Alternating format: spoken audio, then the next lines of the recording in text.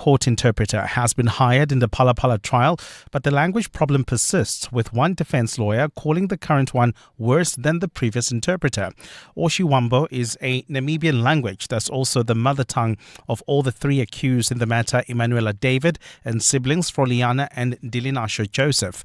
They all appeared at the Mudumule Regional Court in Limpopo yesterday, facing charges of breaking and entering into President Cyril Ramaphosa's farm and stealing $580,000 in cash. Tabiso Goba reports. During the court proceedings yesterday, the state's prosecutor had to repeat himself a number of times for the court interpreter. There was an awkward moment in court when the interpreter didn't know what the word recant meant. Magistrate Peter Mantata was also not happy with the interpreter's performance, leading to this moment. Please interpret what he is saying. I want to hear his response. Sir,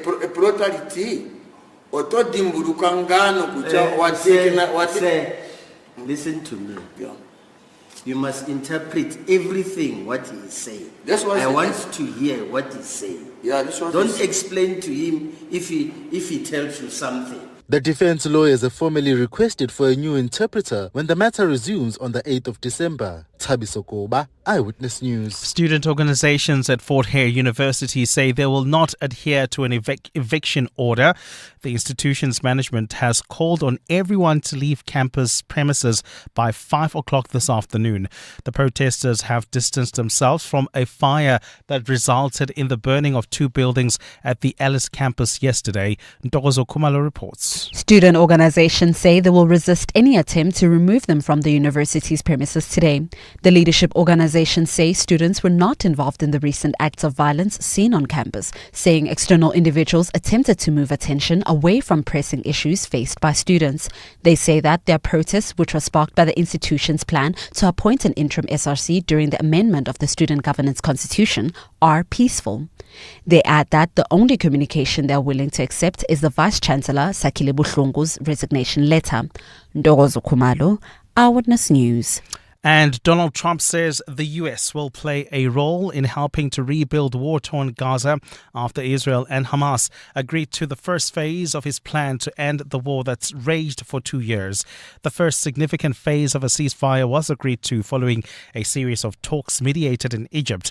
The deal to be signed today includes the release of hostages and prisoners, as well as an increase of aid into Gaza.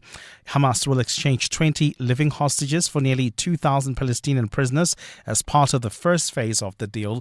The exchange will then take place within 72 hours of the implementation of the agreement, which is expected to be signed today. Israel has killed more than 67,000 Palestinians in Gaza, razed the territory to the ground, and unleashed a major humanitarian crisis. Hamas triggered the war following an unprecedented 7 October 2023 attack on Israel, where more than 1,000 people were killed. The deal is part of a 20-point plan recently unveiled by U.S. President Donald Trump. Trump spoke to Fox News during a telephonic interview hours after announcing the agreement. So Gaza, we believe, is going to be a much safer place, and it's going to be a place that reconstructs, and other countries in the area will help it reconstruct because they have tremendous amounts of wealth, and they want to see that happen. And we'll be involved in helping them make it successful and helping it stay peaceful, but I think it's going to be peaceful. Gold is trading at $4,023.62 an ounce. The rand is at 17.19 to the dollar, 23.98 to the pound, 19.95 to the euro. Brent crude oil is at $66 exactly a barrel. And in the traffic, we've got an accident in Hyde Park along Jan Smuts Avenue near Bumpus Road. It's causing delays there. There's also queuing traffic due to another accident seen on the M1 South right near Corlett Drive. Delays coming out of Marlborough Drive while traveling in Kelvin. We still have got those roadworks along the N3 North causing delays between Marlborough Drive and the Baku interchange. A partly cloudy day in store for Gauteng, where scattered afternoon showers expected. The temperatures will peak at highs between 28 and 31 degrees. The top story in EW and the Sawa. Judgment is expected in the Randburg Magistrates Court today in a case involving Deputy President Paul Mashadile's former bodyguards. EWN, in touch, in tune and independent. For the latest, visit ewn.co.za or download the EWN app. You're with Clement Manyathela On 702. Let's Walk the Talk, streaming on the Prime Media Plus app, DSTV channel 856. 92.7 and 106 FM.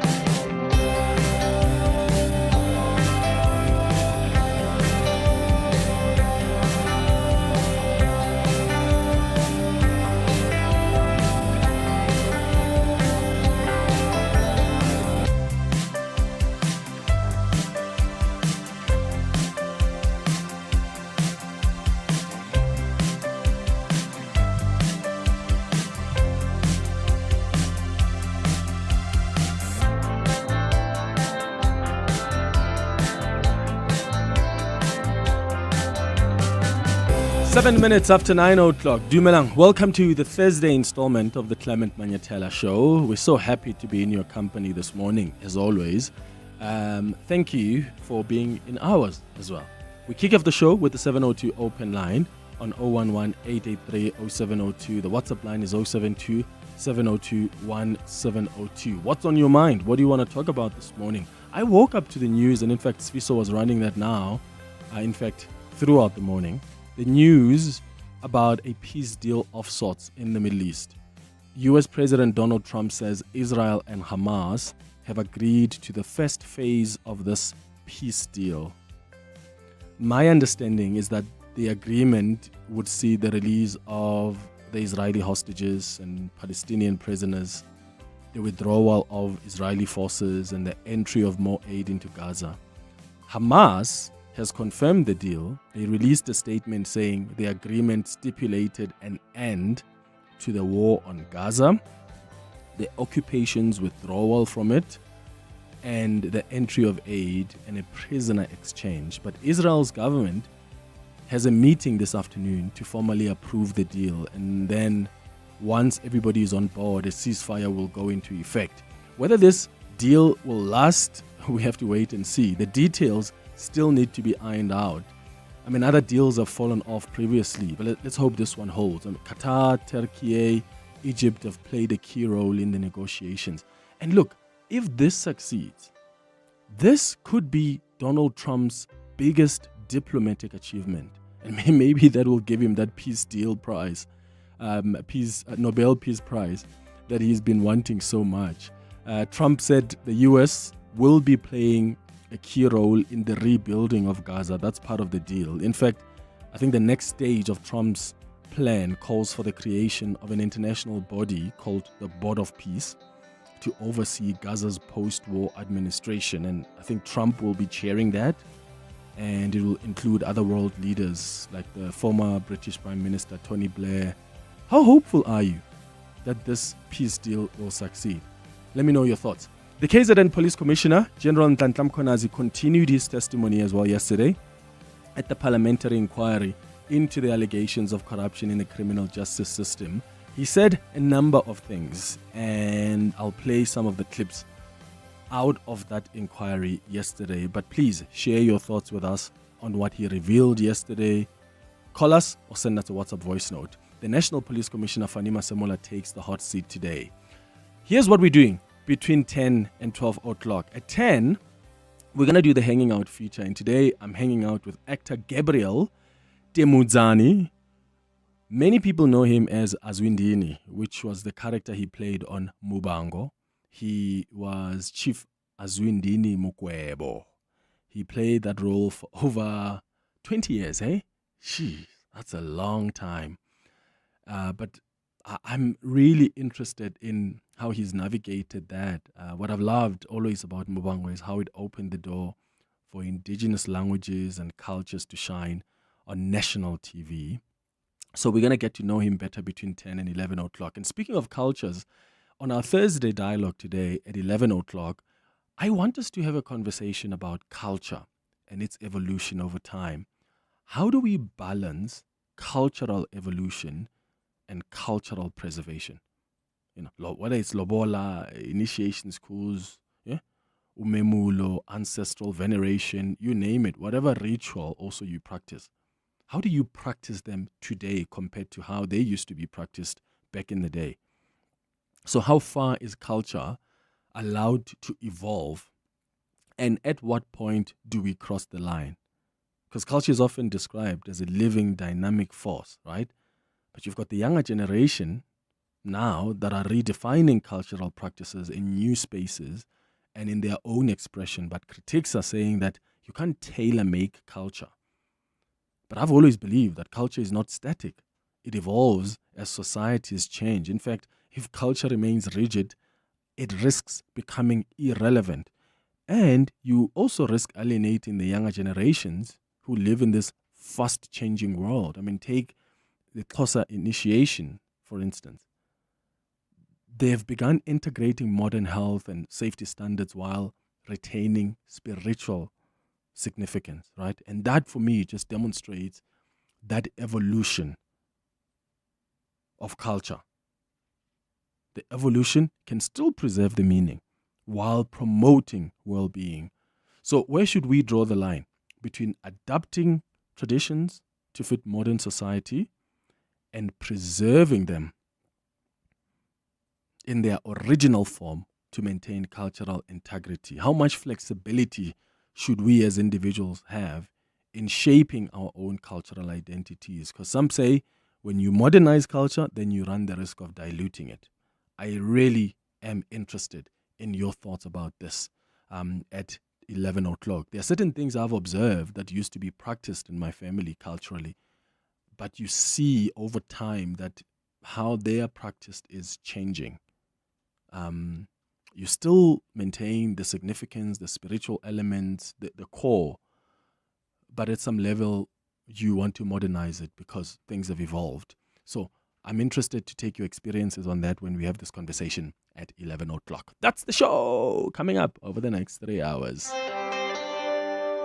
Clement Manyathela, streaming on the Prime Media Plus app. DSTV channel 856, 92.7 and 106 FM. Morning, Clement. I watched that ad hoc committee session last night.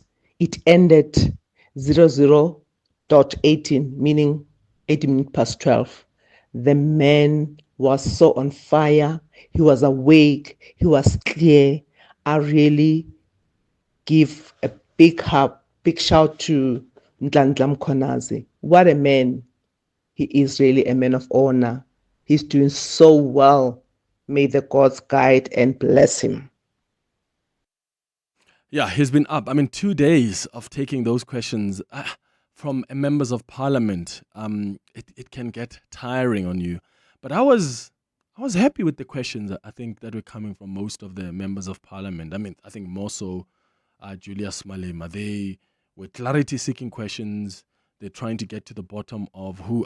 We found out yesterday about Bheki Cele. In fact, listen to what Nhlanhla Mkhwanazi said about Bheki Cele, because as he was asked questions, he was able to reveal more, some of which we didn't even know, because it wasn't mentioned at the Madlanga Commission. And he mentioned yesterday that Bheki Cele once sent a bank account to the arrested businessman Ket Matlala, who then sent Bheki Cele proof of payment, which is quite interesting. The names that we put in here specifically are names of the people that we suspect of the wrongdoing in terms of the crime. You will notice between Lieutenant-General Nhlanhla and the rats on the left, we have SAPS runners, DPCI, detectives, Vispol, crime intelligence, forensic service. We do not put names, but we put these categories of disciplines within the organization because we have the names of police officers that are working in this environment, that are facilitating things between JRSB and these criminal people. So we did not necessarily put their names on it, but because there are many, we for that reason. But for the National Commissioner, the divisional, the crime detection, forensic, the crime intelligence, we didn't necessarily put the names. There are names of a head of crime detection, but she's not been accused of anything wrong. That's why I didn't put her name. We have the name of the divisional commissioner, crime intelligence. He hasn't done anything wrong. That's why we did not put the name. So even the linkage between Gerald Cele and the National Commissioner, what we are putting there in that arrow is an explanation. If you notice, there's a dotted line that says SSA. Yeah. Because we are told that SSA provided or enabled JRSB to be cleared by providing reports that clears the question marks that were asked by the City of Johannesburg. And as a result, then JRSB was cleared. That's why we have the dotted lines with the SSA to confirm whether has that been signed off by the DG at SSA, or is someone within SSA who had no authority to sign that letter to clear JRSB and respond to both the City of Johannesburg as well as the National Commission. But when we are having the names on top, is because they are wrong that we see. Gerald Cele, for instance, when you see the link between Gerald Cele and Vusmutket Matlala, it's because there's some racketeering that is happening. Gerald Cele sends Vusmatlala an account number, account details. Vusmatlala deposit money into a private account, not Cele's account, someone else's account. He puts money into that account and he sends a proof to Cele. Cele acknowledged the receipt of that. And then there's other further communication. That's why I'm saying the communication between them is not about the arrest date. It's a communication we see dating back to 2024. There's criminality there that you need to investigate. Who was this money for? Now we're going to that bank account to see whether this money moved by VUS into that account. Did it end with that account, or did it move from that account back to Cele somehow? That's why there's a target there. So it's not a target of appointment per se, but it's the name because of that line. We even wrote the communication dating back to December 2024. Yes. So it is not the number of calls that was spoken about in the media. It's what we picked up as we're investigating. Yeah, so that's what he had said about General Cele, Becky Cele. It's going to be a very tough testimony for Becky Cele, both at the Nhlanhla Commission and at the Parliamentary inquiry. Apparently, he's already confirmed he'll be appearing at the inquiry. How is he going to be explaining this? How do you explain sending bank accounts to a man who is implicated in such serious crimes and who was busy getting tenders from government and was in the process of getting a tender from the SAPS, and you are the Minister of Police? How is he going to explain that? And then he stayed at his luxurious apartments in Pretoria, met him in Zimbabwe at Mongen Maumela's house, according to reports. Yeah, I can't wait for him to appear before, especially the parliamentary inquiry, because I'm actually enjoying more the questions that the members of parliament are asking than the questions that are being asked at the Nhlanhla Commission. I feel like the parliamentary inquiry is more probing. The members of parliament are more probing. And yes, some of them are going to grandstand, but some of the questions are really quite important. Hi, Clement, and to everyone at 702. I kindly want to ask, was Mkhwanazi talking about you yesterday, though he never divulged the name? Because he was talking of a journalist who works for the radio and TV, and basically also listening to the statements that you make. Hey, there's no evidence in So it made me wonder when I listened to his answers. It made me wonder, was he talking about you as one of the journalists that are on the roll? So just an innocent question. I'm not pointing any finger. Thanks. Thank you. So I didn't watch that part, but someone did send me a clip. So I want able to play it for you so that we don't leave people behind, for some people that may not have caught the clip. But to respond to you, I do think he was talking about me, because which other journalist actually criticized him for responding to that journalist like that from News 24? I'm not aware of any other journalist, especially on the radio, who criticized him, because I did, and I still stand by that. And I've told you why I criticized him. If to him that somehow suggests, and I don't think that's what he suggested. I mean, I'll play the clip now, but I don't think he said that because I criticized him, then I must somehow be involved in these cartels. But if to him, that's what he thinks, and that's like wild. That's the craziest thing I've ever heard. You know, that would be the craziest thing I've ever heard. But take a listen to exactly what he said yesterday. What is journalists is, and that message went all over the place. There was one, I think, journalist also in one of the radio station and TV who started criticizing me whether it's necessary for me to respond like that. And I don't know what was I supposed to respond. How was I supposed to respond? Because the same person who took my face and put it on a newspaper, that I'm a corrupt person because of the defeating the end of justice case that happened in Richards Bay. It never apologized today about that. So that is typical, some of the people that are involved with this misinformation. For this to stop. Yeah. So what he means there, I think the confusion people are getting is he was talking about Abraham Mashiro, the journalist from City Press, which he mistakenly thought it's News 24. Because also I get why the confusion, because City Press is actually now on the News 24 platform, right? There's no longer a physical paper. So he was thinking about Abraham Mashiro and how he put his pictures out there and he's never apologized for some of the stories that he says are lies. And then he references what I said on the show.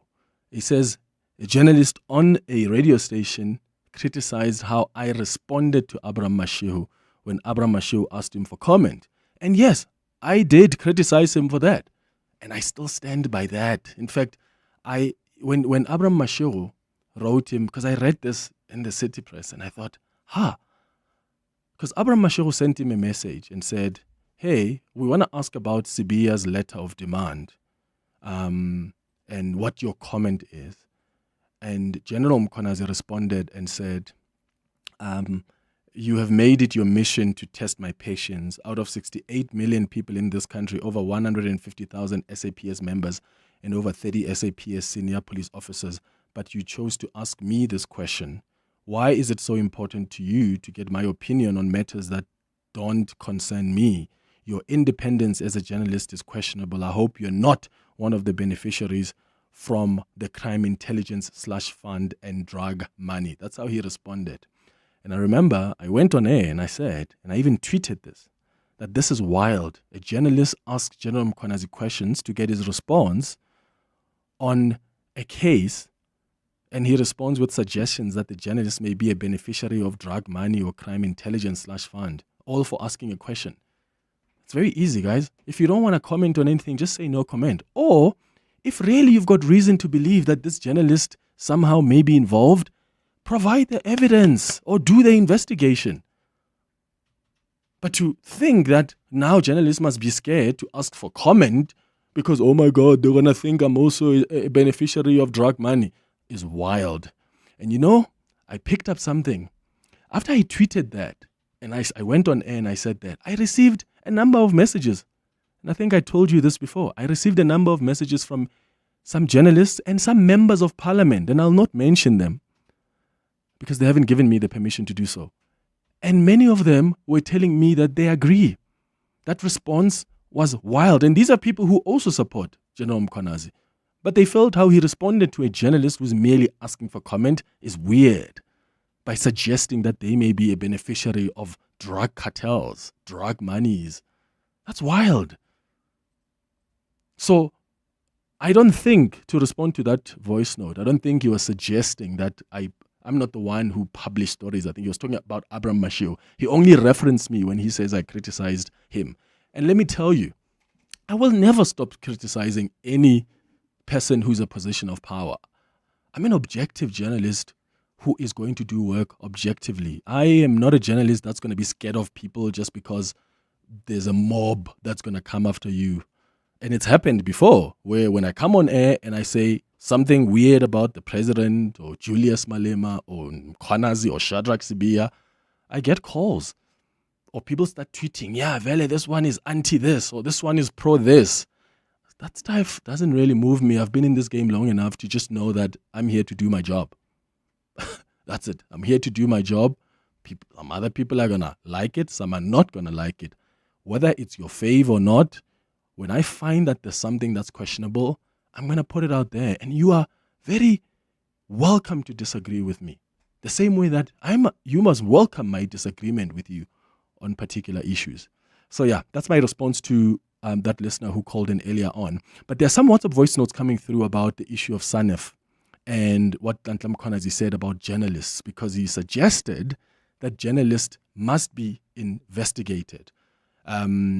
Because he mentioned what Abraham Mashego was saying. By the way, in fact, I'm going to take some time, maybe after the headlines, and take you through how many times the stories have been out there about the slush funds being abused. This is not the first time that a journalist reports about the slush fund in crime intelligence being abused. General Mkhwanazi himself acknowledges yesterday, in fact, during the 2-day testimony, that the slush funds has been abused for the longest time. During the time when Richard Mdluli was still the head of crime intelligence, there were reports about the abuse of the slush funds. And you know who's been exposing that? It's always mostly being the journalists. Why must it be different now? Why is it that when a journalist today reports about the abuse of the slush funds, and not because they're getting weird information from some drug cartels, but because the Inspector General of Intelligence is the one who has released a report on that? For 2 decades, this has been reported about. Monies are being wasted and looted through the crime intelligence slush funds. Oh, but right now we must stop reporting about that when journalists have information that monies are being mismanaged? I find that to be really weird. Take a listen to what he said about the journalists, because SANEF then released a statement afterwards, and I want to take your thoughts on that, because I see there's some voice notes coming around, some people calling out SANEF for releasing the statement. In fact, honestly speaking, I actually slightly disagree with SANEF here on this basis that I don't think there's anything wrong with actually journalists being investigated, guys, as long as there's reason for it, right? If someone believes that, oh, yeah, Clement must be maybe involved with CAT or whatever, then there must be an investigation so that the truth is found out. As journalists, surely, if you've got nothing to hide, why would you be scared of any investigation? Like, I've got nothing to hide. You know, if anybody wanted to investigate me as a journalist, I will happily take out whatever they want. Here, put it on paper. So, but you can't also want it to be a blanket approach and say, oh, journalists need to be investigated by state security agency, because why? They're reporting about something that you now are saying, it's very questionable, shouldn't be spoken about. And yet for 2 decades, we know about the crimes and the corruption in the crime intelligence slush fund, specifically because of the journalists that have revealed that. I'll play you that clip after the headlines. Let me quickly take Makudu Sifara, who is the SANEF chairperson, because he needs to get into a meeting quickly. Makudu, thank you so much for coming through. Good morning. Good morning, Clement, and thank you for having us. So what concerns do you have as SANEF about what General Nhlanhla Mkhwanazi said yesterday? No, I think the issue we're raising with the General is that he seems to display just utter intolerance for members of the media just doing their work. So maybe before this statement that you're talking about now, just to take you back to when he first had an issue with Abraham Mashego of City Press, Abraham sent him questions. And instead of the General just responding to the content of whatever WhatsApp communication Abraham was having with him, he then decided, no, he's going to throw shade, but not provide evidence. And the shade he threw was, are you not one of the journalists who's on the take, receiving bribes from the slush fund? So, and, our view was that Mkhwanazi is not average or Joe Soap or an ordinary person walking in the streets who has no access to information about stuff. If he wants to accuse Abraham as a top cop, he has access to all manner of information, and he should put the charges against Abraham, and let's deal with the matter from there and take it from there. And so that approach was problematic, because of how the general dealt with that. And perhaps just the last point about that is that after Abraham and Mkhwanazi had that little altercation, the screen grabs of that communication were then leaked to some social media influencer person who then started spreading unfounded claims about Abraham. Now, let's park that. The commissioner then has his press conference of July 6 or whatever date, then goes to Parliament in the last 2 days. And when he's there, what seems to come through with respect to journalists, he is not putting specific claims on the table where he's saying, here is a list of 3 or 5 rotten journalists, and this is why I think they are rotten. This is what specifically they have done. He's not doing any of that.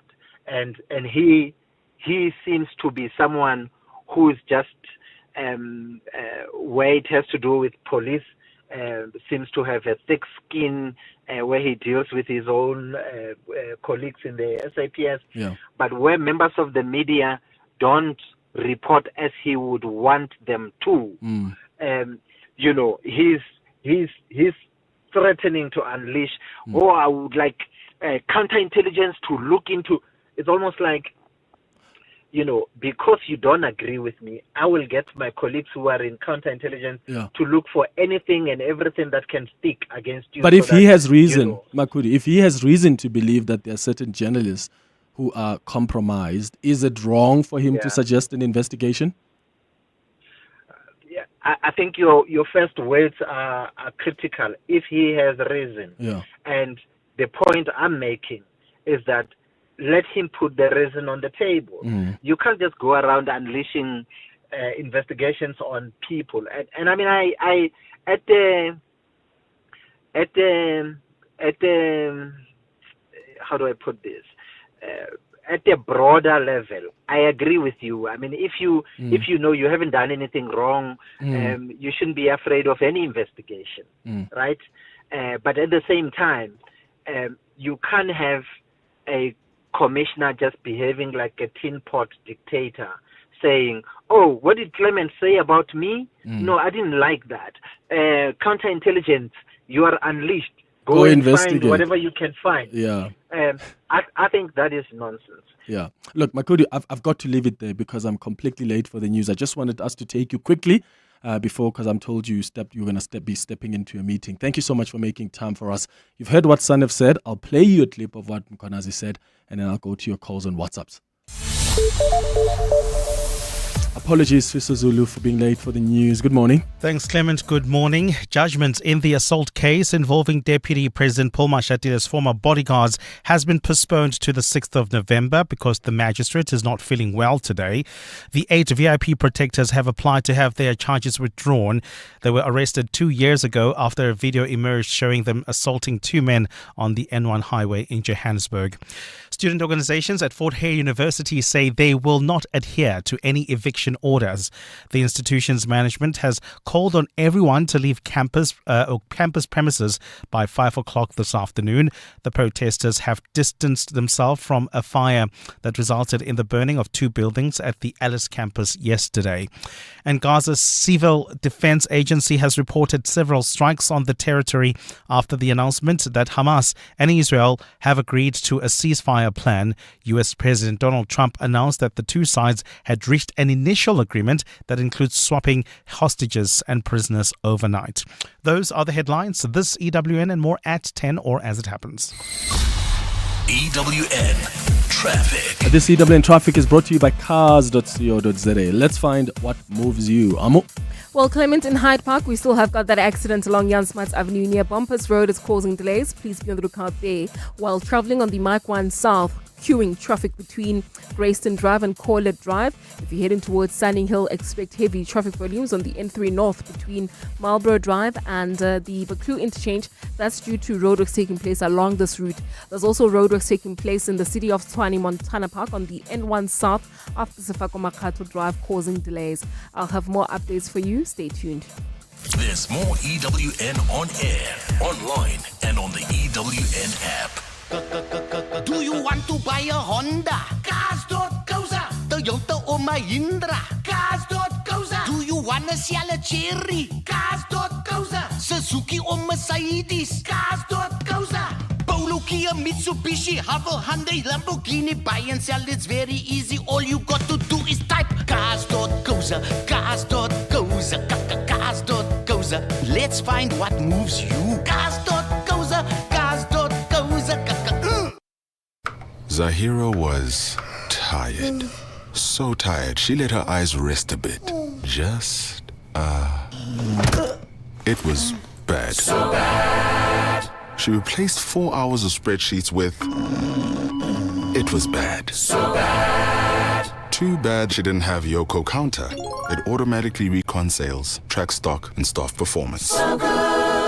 Yoko Counter. Super simple POS and payments in one. No contracts, no hidden costs. For the best marine migration, you go to KZN. For the best hiking trails, you go to the Drakensberg.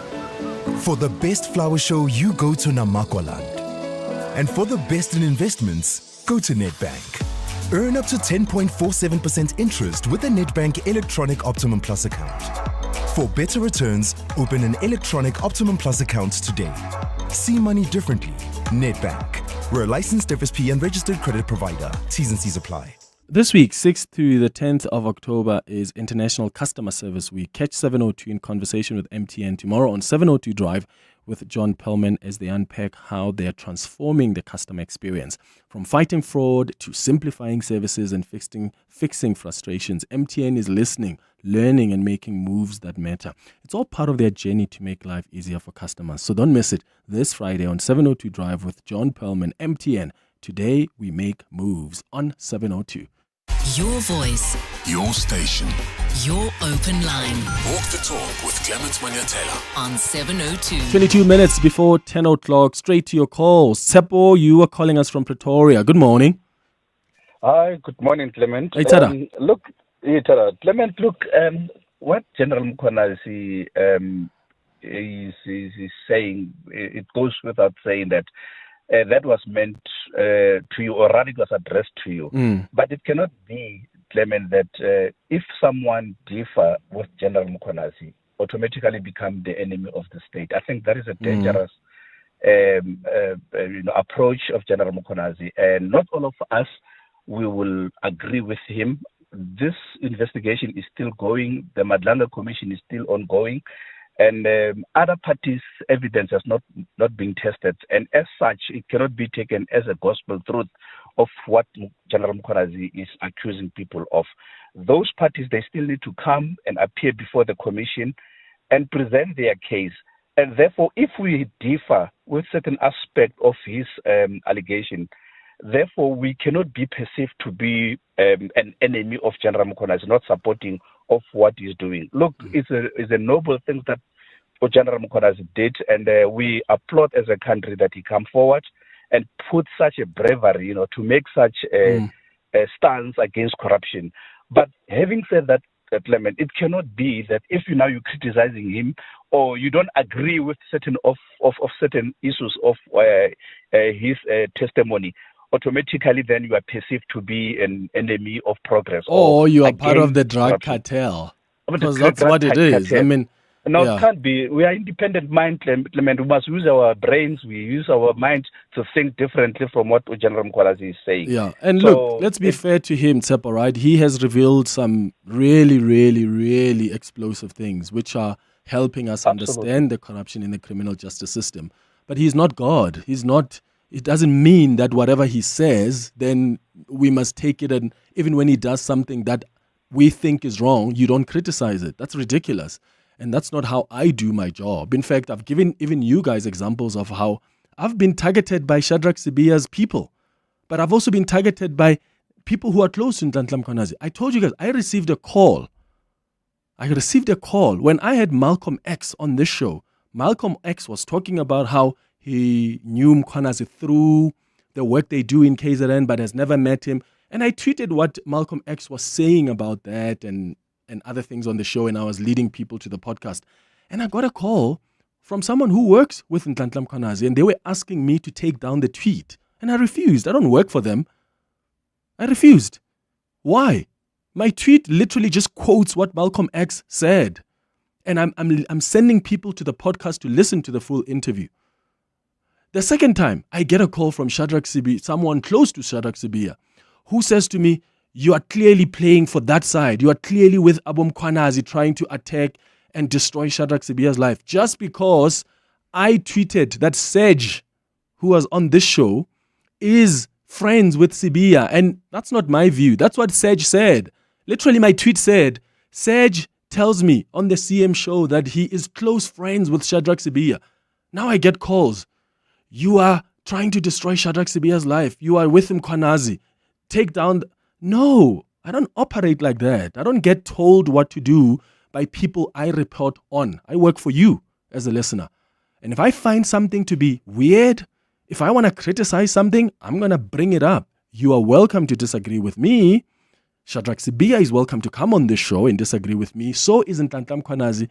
And over the time, we've asked for comments and requested interviews with them. I've never barred them from the show. But this idea that because you think someone is so brave, which he is, right? General Mkhwanazi is brave. He's noble. I wish we had more public servants like him. But I don't take him as God. I don't. He's an incredible person. He has revealed incredible things.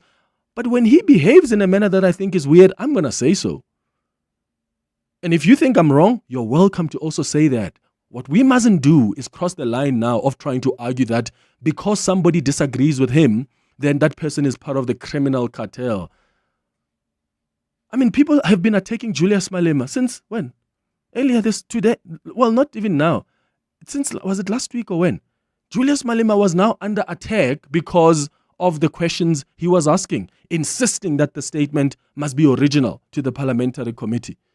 Yesterday, Julius Malema was asking Mkhwanazi about the issue of the judiciary. He told Mkhwanazi, you said the judiciary is corrupt, but you only gave us a name of a magistrate. So when you said judiciary, this is what it means. Some people then attack him for asking that question because why are you questioning Mr. Mkhwanazi like that? Come on, guys. Surely we are more than that.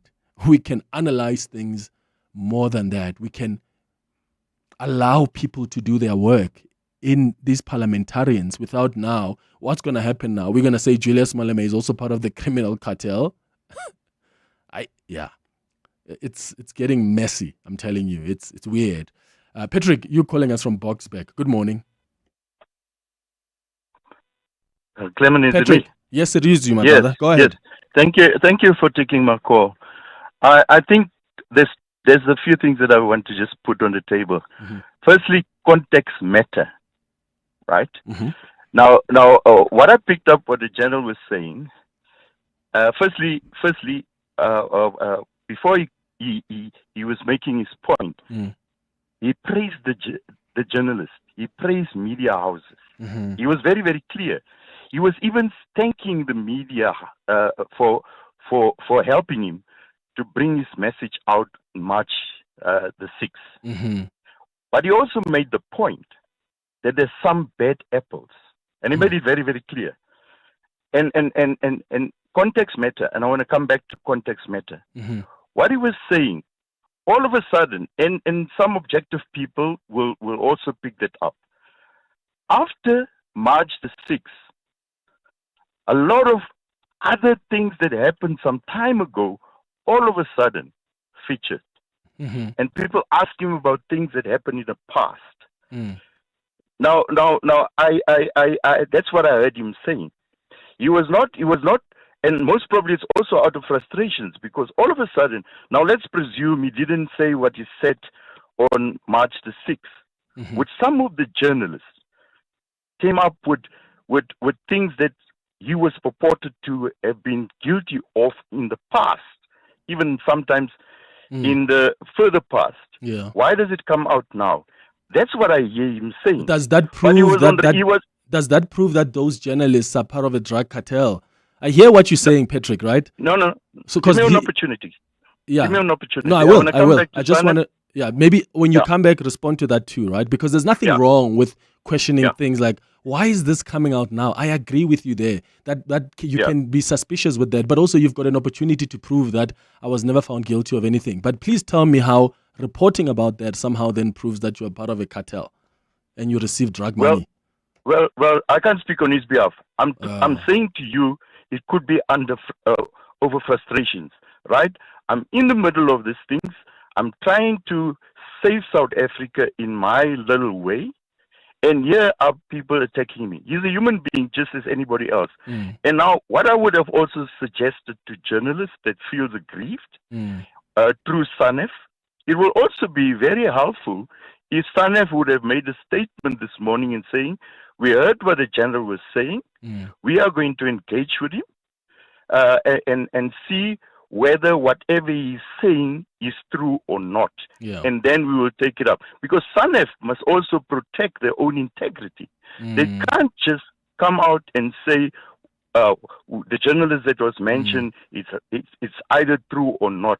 And they must also hold journalists accountable. I agree, Patrick, that SANEF doesn't just exist to defend the journalist. Exactly. If there's an allegation that there are specific journalists that are somehow compromised and are driving a narrative, they are receiving monies for that, SANEF needs to exist to release a statement and say, we're also going to look into that.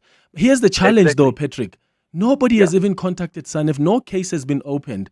If you so believe that Abraham Mashiru or any other journalist for that matter is actually implicated and is involved in this network, can we have an investigation, please? Because it's irresponsible to just put it out there. Yeah, and I agree with you. But I want to go back to the point that I make. We can chew gum and walk. True. I think one of the things that worries me. Now we can take that and criticize the general of saying what he said about certain journalists, right? Let's engage with that. But there is bigger issues here that we must not lose focus of. And sometimes it worries me as a South African that there's big issues in front of us. Then we would like to also equalize the side shows that must be dealt with as well, underline. But at this moment in time, we can do both. Yeah. So this morning, I've listened to a few, one or two radio stations, and now the issue is what the general said against journalists, as opposed to the very important and explosive things that he said that needs further interrogation. Obviously, everybody's got a say, even the people that he's criticizing. That's why we call it a commission. Yeah, but you also said we can chew and walk. You also said we can chew and walk at the same time. I mean, I played a clip of General Cele, for instance, right, to show you that, in fact, I didn't even run with the journalist view. The reason we even got into this conversation is because someone sent a voice note saying, I heard the general refer to you yesterday saying you criticized him about the way he responded to a journalist. And then after that, voice notes started flooding in about what SANEF said. Told the producers, get SANEF on the line so that we can ask them what exactly are they concerned about. So we can chew and walk at the same time, Mwako. Some people find that to be of interest. And of course, other things that the general said are also of interest, which is why we've played those clips. And you're welcome to also bring in something that for you was of bigger interest from that inquiry yesterday. But thanks for engaging with us, Patrick. Let's hear what the other listeners think after the break. It's 10 minutes before 10. Zinzi, the Gen Z. Word on the street is you sold your car. Yes, and you know I needed a glow up. Hashtag no hustle, no hassle. So wait. The influencer got influenced by We Buy Cars. Oh yeah, no, absolutely. And they came to me. They checked the car, they gave me an offer. Oh, and they paid me immediately. Easier than an Insta Live, without the weird DMs at 2 a.m. I didn't understand half of the things you just said, but hey, We Buy Cars. Geared for the glow up, geared for you. Soccer and speed meet this season with Hollywood Bets and Aziz Shege. Be in the game. The thrilling competition sees 4 million rand in cash and prizes up for grabs. The first of 4 brand new vehicles is a top-of-the-range Toyota Rumian. Simply bet 10 rand or more on any soccer fixture or fixtures online or at your nearest branch to qualify. Feel the fever and bet now on the action. T's and C's apply. Hollywood Sportsbook is a licensed betting operator. No persons under the age of 18 years are permitted to gamble. Winners know when to stop. South African Responsible Gambling Foundation toll-free counselling line 0800 006 008 or WhatsApp HELP to 076 675 0710. Breathe in, insurance. Breathe out, pineapple. In, insurance. Breathe out, pineapple. Again. In, insurance. Out, pineapple. Again and again. Pineapple FSP 48650 is underwritten by Omart Insure Limited, a licensed non-life insurer and authorized FSP. Your voice, Your station. your open line. Walk the talk with Clement Manyathela On 702. 8 minutes before 10 o'clock. Zandile, you're calling us from Benoni. Good morning. Clement, how are you? I'm all right. Go ahead. Good, good.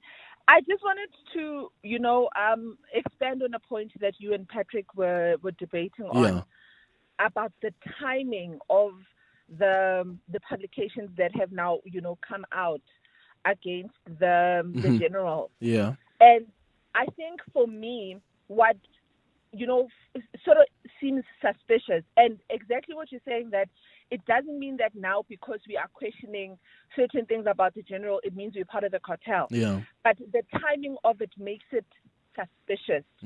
Because now when you think about it, you ask yourself, why were these concerns not raised before the general came before, the country, the 6th of July, if really it was a concern? So it's almost like we are trying to take attention away from the issue at hand. Yeah. Yes, the general might have issues, or maybe he might have skeletons in the closet, we don't know. But at the moment, I feel like if we really want to move our country forward and in a good way, we all need to band together to support the general the best way that we can. Even with the way he, when he's presenting his evidence, I've seen on Twitter how people will dissect the way in which he answers. And I'm always asking myself, why is it that when you see where he is falling short, do you not put in your 2 cents worth from a departure point of assisting, so that we make sure that this process is as sanctified as possible? Yeah. Because, if you have experience with litigation, you will know how sometimes a case will be thrown out of court, not because there's no fault, but because of technicalities. So in order for this process to, to be as clean as possible, we as the country need to help in the best way that we can.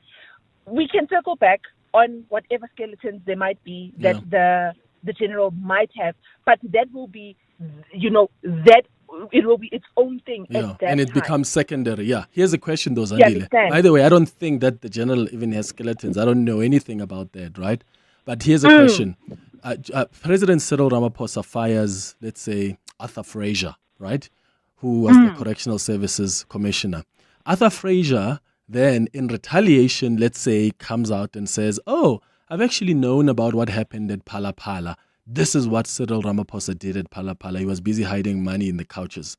Are you also going to have the same approach and say, why are we focusing on what has happened in the past just because Cyril Ramaphosa has found Arthur Fraser wanting in this instance? Or because, I'm raising that, Zandile, because we are not consistent in our approach. And I have never been the person that says, just because someone has revealed something, then that means they are untouchable. If there are things they've done in the past that are wrong, absolutely they must be held accountable for that. And yes, we must ask. And I'm giving you an example of Arthur Fraser, because Arthur Fraser had information about Phala Phala. When did he release that information? Did he release it when he was employed by Cyril? No. He releases it when he's fired by Cyril, and they're going after him, especially for what happened at the State Security Agency. Then if we use the same approach that you're suggesting on Mkhwanazi, then let's park Phala and not go there, because what matters now is what Arthur Fraser has done at the State Security Agency. Can we go with that approach? I agree with you, Wena Clement, and unfortunately it's a slippery slope, because as you say, it's almost like we're not consistent. And I think we would obviously have to, I don't even know if whether we consider the severity of what is at stake. Then we would then say, okay, no, this one we can handle in this way, and then this one we can handle in that way. Because true to what you're saying, Arthur Fraser is no different to a criminal, because he had this information, but he held on to it for convenience. And when he was shown the door, then it's like, oh, by the way, if he was a true law-abiding citizen, he would have come forth with that information the minute he became aware of it. And it then goes to the ethics of people that hold public office. Because if as a public office holder, you know this information and you are quiet, what does that say about you? Yeah, true. No, I hear you. Zandile and Benoni, thank you so much for your thoughts. I wonder what's going to come out, because Abu Shadrach Sibiya are going to have stuff that they're going to say also about General Mkhwanazi. And I think what we need to do is I agree with Zandile, separate the two, right? We've got stuff that's been revealed and we need to focus on that. I don't think we must shift the focus now and focus on, but Mkhwanazi has done this in the past. I don't think that should be the approach. But if Shadrach Sibiya comes and says, oh, there's been criminality like this, what are we saying? Are we saying then that we don't consider that completely? Because, that's happened in the past. I think we must question, Wena Sibiya, why are you only bringing this thing now? If Sibiya comes there, we must question him like that. Why are you only bringing this thing now? But does that mean then that thing shouldn't be investigated because it came much later? Then if that's how we want to approach it, then that we must be consistent with the application of that principle, I suppose, is a point I'm making. That's why I'm using the Phala scandal as an example. Why are we pushing the president on Phala? Because it happened before. Why wasn't it brought in when this person was still even employed in the State Security Agency? As Correctional Services Commissioner. Why is it coming out much later when it looks like the state is going after him? I'm just saying, let's be consistent in our approach. 702. Serving the 702 family in 702 land, including those of you in Carltonville. Following the development of gold mines in the area, Carltonville was established in 1937. The town is named after a director of Consolidated Goldfields, Guy Carlton Jones. The nearby Puneng gold mine is the world's deepest mine, reaching a depth of over 4 kilometers. It is also the home of the Johannesburg Skydiving Club, which is based at the Carltonville Airfield. 702. Let's walk the talk across 702 land, including Carltonville. Okay, Truck 7, that has zero warning lights. Truck 8, it's just been serviced. I guess we're running like a well-oiled machine. Where would I be without My Way's comprehensive cover for my vans and trucks? Plus, cover for my customers' orders with goods and transit insurance. I guess we'll never know. Visit myway.co.za or dial 0860 64 64 64 and get a quote today. My Way is a licensed non-life insurer and FSP. T's, C's and standard rates apply. My Way. Live your way.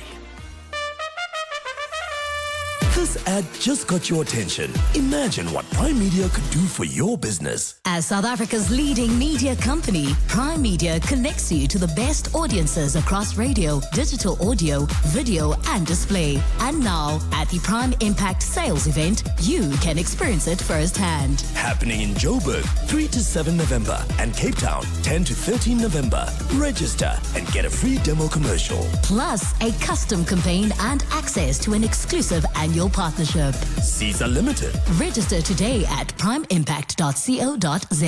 Phishing, quishing, smishing, so many ishings. Hi, Bo. Scammers are doing the most these days. From dodgy SMSs to fake QR codes, hacked WhatsApps and calls asking for your PIN. If it ends in ishing, stay alert. It's probably ishing your money. Scams can happen anywhere. And if unsure, contact ABSA on 0860 557 557. Protect your money. Protect your story. ABSA. Your story matters. An authorized financial services provider. This is EWN. Good morning, I'm Sfiso Zulu. Judgment in the assault case involving Deputy President Paul Mashatile former bodyguards has been postponed to the 6th of November because the magistrate is not feeling well today. The 8 VIP protectors have applied to have their charges withdrawn. They were arrested 2 years ago after a video surfaced showing them assaulting 2 men on the N1 highway in Johannesburg. Their bid to have the charges dropped is because they believe the state has insufficient evidence against them. Mkhwanazi was in court. The former bodyguards of Deputy President Paul Mashatile pleaded not guilty to charges of assault with intent to cause grievous bodily harm, reckless and negligent driving, and assault by way of threat. This despite a widely circulated video showing them allegedly using excessive force against 2 men during peak hour traffic. Prosecutor Yusuf Baba says the group will return to court next month. This particular matter was adjourned for today for judgment on a 174 application.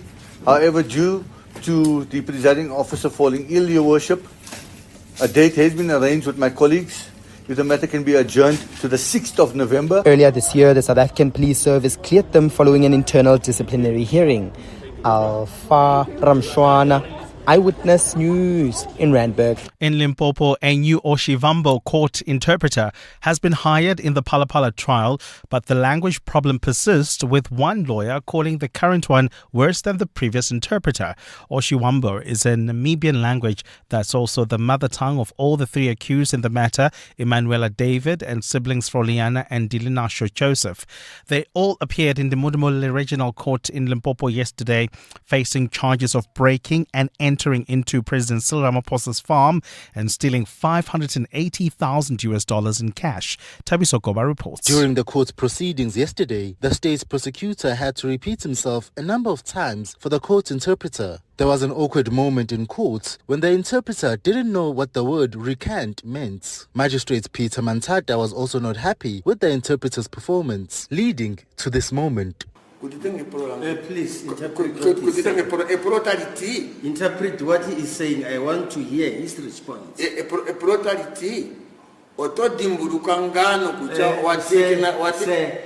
listen to me. You must interpret everything what he is saying. I want to hear what he's saying. Don't explain to him if he tells you something. The defense lawyers have formally requested for a new interpreter when the matter resumes on the 8th of December. Tabiso Koba, Eyewitness News. Student organizations at Fort Hare University say they will not adhere to an eviction order. The institution's management has called on everyone to leave campus by 5 o'clock this afternoon. The protesters have distanced themselves from a fire that resulted in the burning of 2 buildings at the Alice campus yesterday. Ntokozo Khumalo reports. Student organizations say they will resist any attempt to remove them from the university's premises today.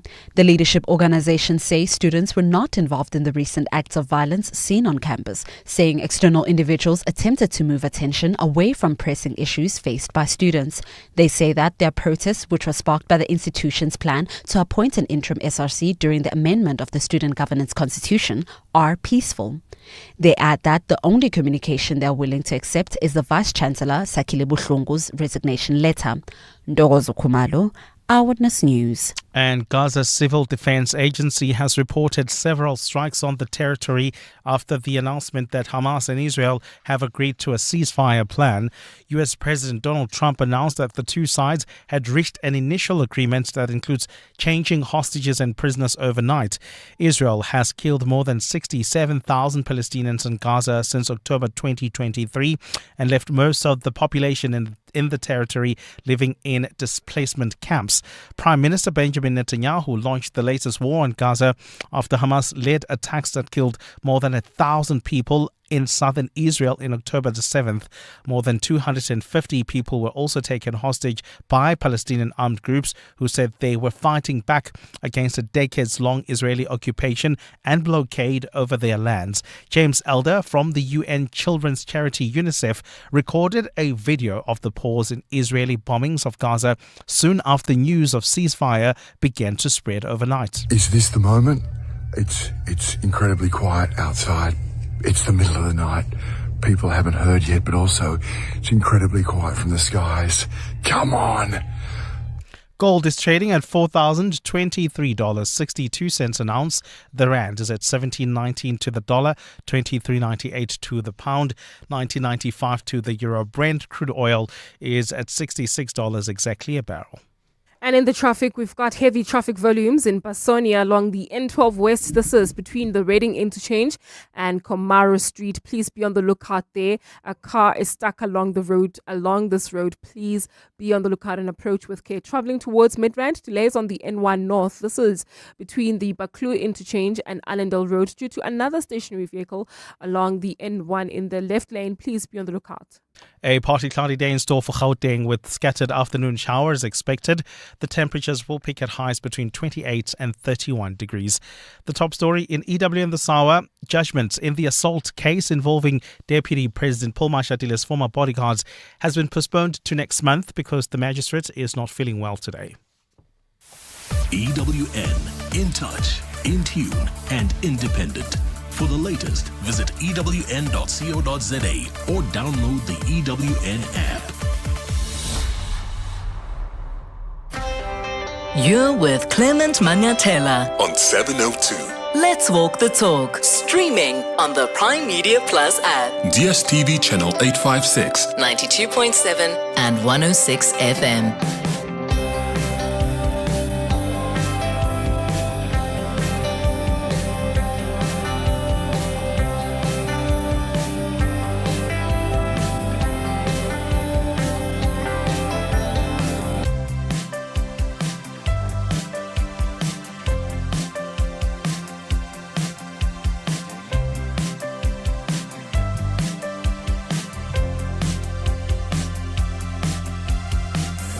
8 minutes after 10 o'clock. Dumelang, welcome to the second hour of the Clement Manyathela Show. Thank you for staying with us here on 702. And thank you for your contributions on the 702 open line through your calls, your tweets, your WhatsApps as well. In fact, I didn't play a lot of WhatsApps today because there were lots of calls and we took that interview from SANEF as well. So maybe let's wrap up with like 2 or 3 WhatsApp voice notes before we get on to our hanging out feature. Morning, Clement. I'm not taking a side here.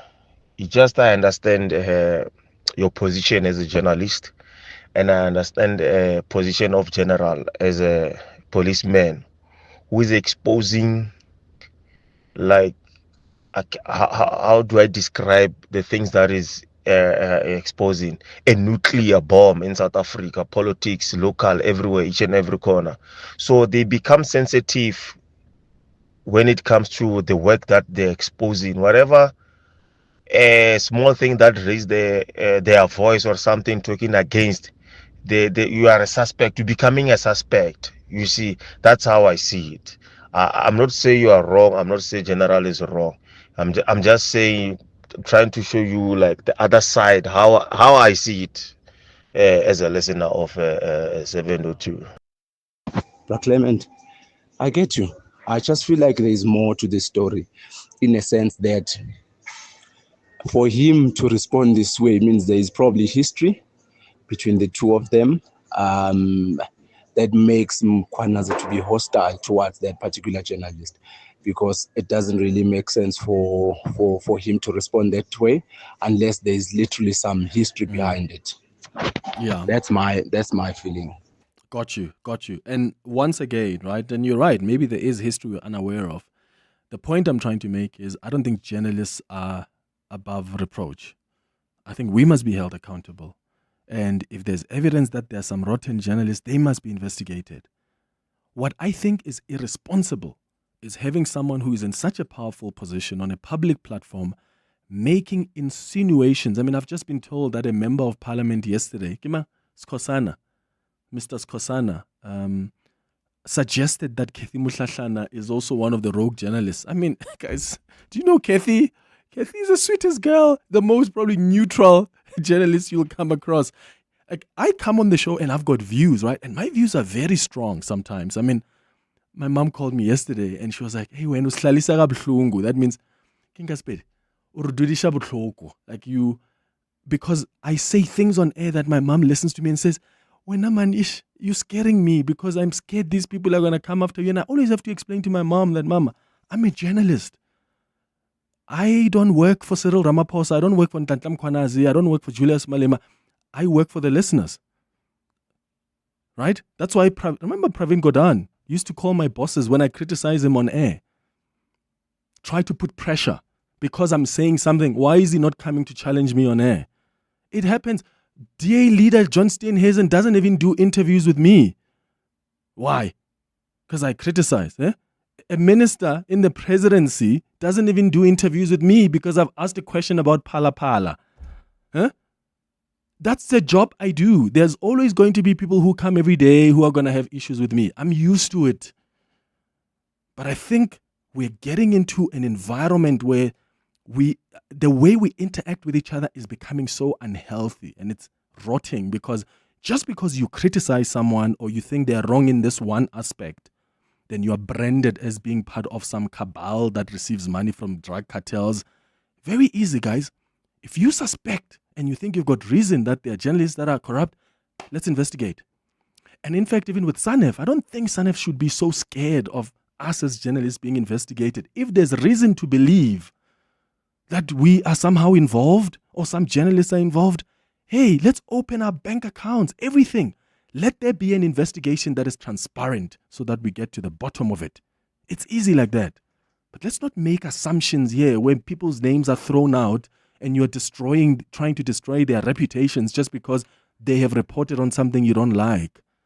That's not a good way in this democratic country we live in. It's 12 minutes now after 10. Hanging out with Clement on 702. Let's walk the talk. On our Hanging Out feature this morning, we're hanging out with actor Gabriel Temudzani. Many people know him as Azwindini. I bet you probably most people, when they meet him, they call him that because he has portrayed this character so brilliantly over the years as Chief Azwindini Mukwevho on Muvhango. I think for over 20 years that he's been portraying that character, and he's joining us in studio now so we can get to know him better. And if you've got questions for him, you want to join this conversation, you're welcome to call us on 011-883-0702. The WhatsApp line is 072-702-1702. Gabriel, welcome to the show. Good morning. Good morning, Clement, and good morning to 702 listeners. I must say, you're so tall. On TV, I'm like, yeah, but he's the chief. The chief must be tall. But I didn't think in real life you are this tall. I apologize. Unfortunately, there's nothing much I can do about it. Well, anyway, I we've get lowered that a your lot. chair, so that's fine. By the way, we're on YouTube as well. So if you want to watch this interview live, you can just go into the 702 YouTube page. So, you have played this character so brilliantly. I must tell you, I was always so convinced whenever I watched you. Yeah. Like, I used to actually, when I was young, I thought you are actually a chief, like in real life, because of how you stayed consistent in that character. Was it difficult to stay consistent over the years, or did it get boring for you at some point? No, thank you for the vote of confidence. It says a lot coming from somebody of your caliber. Well, not really. I think acting is a reflection of reality. And when you understand your reality, then it's easier to carry and depict a particular character that you are given. So my portrayal of the character Azwindini was influenced by my reality as a person. I grew up in the rural areas, and I would see how, traditional leaders carry themselves and how they, want to look, larger than life at times. And I think that's the perspective that informed the portrayal of the character. Yeah. That's fascinating. And have you always wanted to be an actor growing up?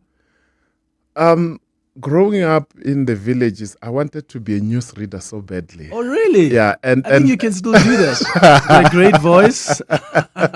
Yeah, but again, I was not even thinking television. When you were growing up in Jelechibriduru, back then you wouldn't even think television. You would think radio, because radio was, the most closest medium of communication back then. I mean, you have TV at home, so yeah. So I wanted to be a newsreader, and when the television opportunity came, I was like, no, let me go for it. Let's take this one. Yeah. That's amazing. And during the television work, did you not want to still portray? Because at least now the door is open. You already know people at the SABC. So if you still wanted to pursue being a newsreader, you could do it, or at least ask people around, because you had access to these guys who make the decisions. Or was time not going to allow for it? So in the beginning, I wanted to so badly. I ended up going to Boston Media House, and then I studied journalism. I graduated. But after graduating, I was like, no, I think the television side of, acting, it's more nicer, and the fringe, benefits were quite overwhelming. So I got caught there, and I built myself a home. Hence I stayed for 25 years. That's a long time, eh? Indeed. That's interesting. We'll talk more about that. But part of this conversation on the Hanging Out feature is also play some of your favorite songs. Yeah. And I don't know where you want us to start. Should we start with Mamleta Mbulu, or should we start with Donnie McClacken? Let's start with Mamleta. Mamleta, yeah? All right. Not yet. Uhuru.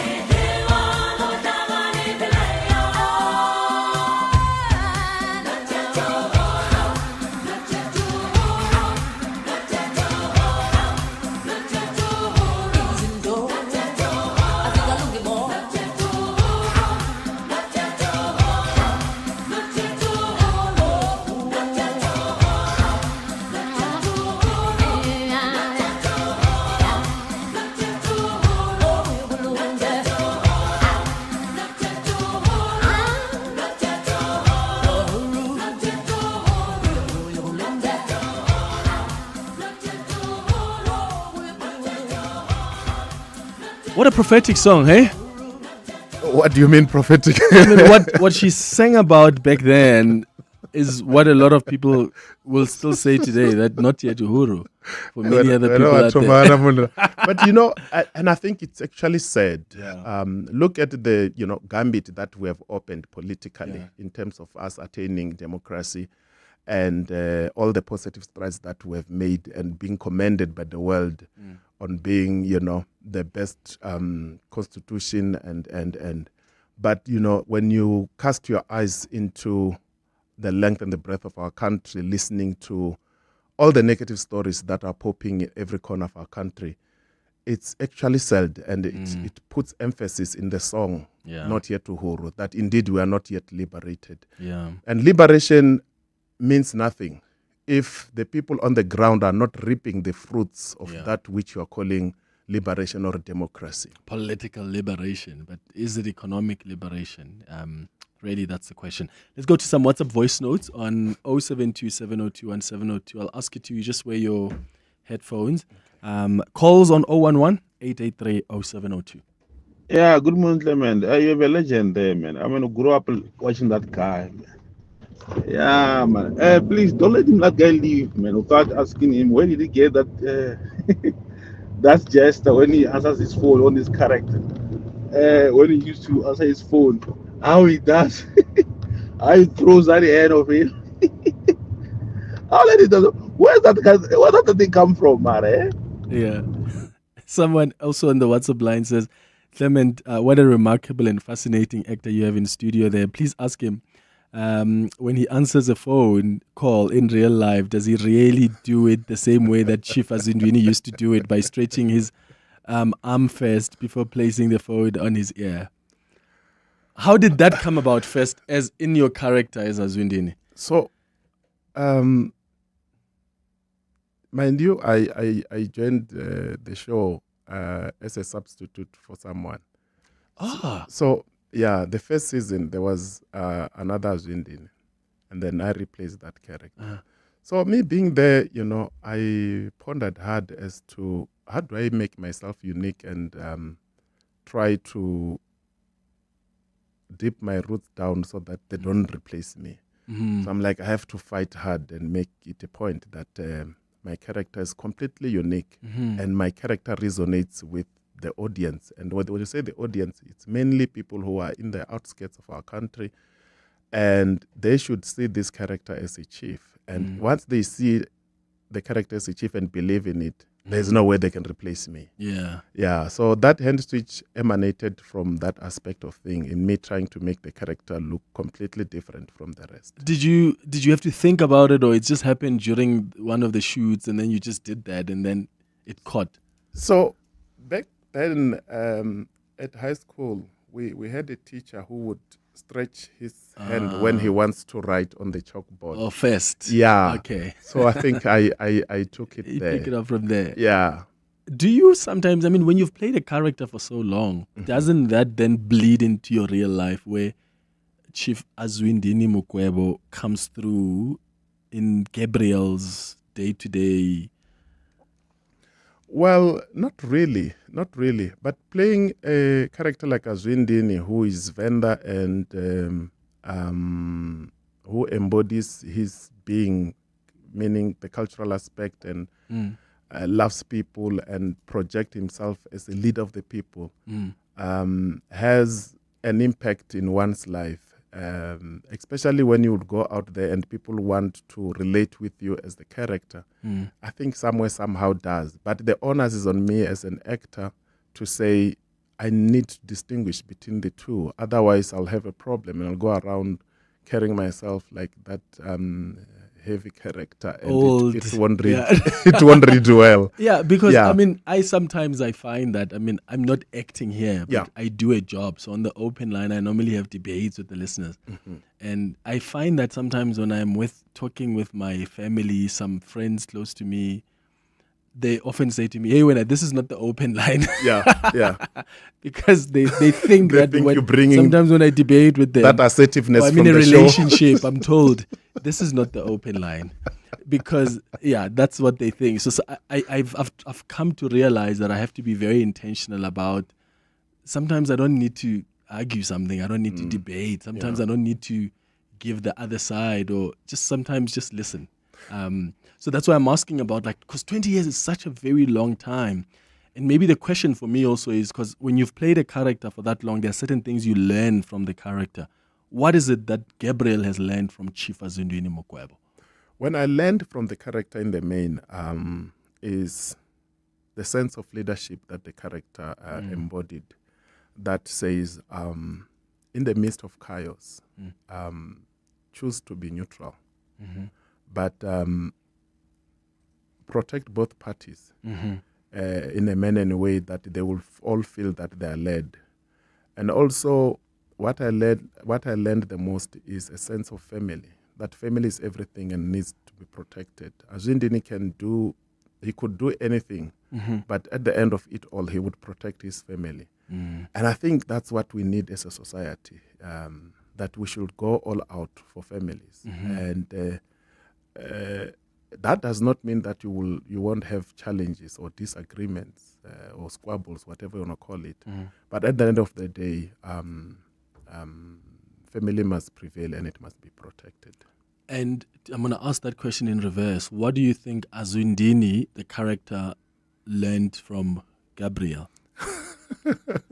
Did he take anything from Gabriel that helped him, that helped you portray that character? I would say a lot of things, and I'll tell you why. I think the producers allowed me in the main to run with the character. Therefore, I was allowed to infuse, a lot of elements, how the character should speak, and I think those things were coming from me as an actor. But acting is a very diverse and dynamic trade. Sometimes we take it as just, and it's not. So it interrogates you. It asks you questions as to how do you want to cast this? How do you want to elevate this? How do you want to be viewed or seen or read by the audience? And then that will influence you in terms of how you present yourself. But again, always the script is the skeleton that guides you. It's 10:30.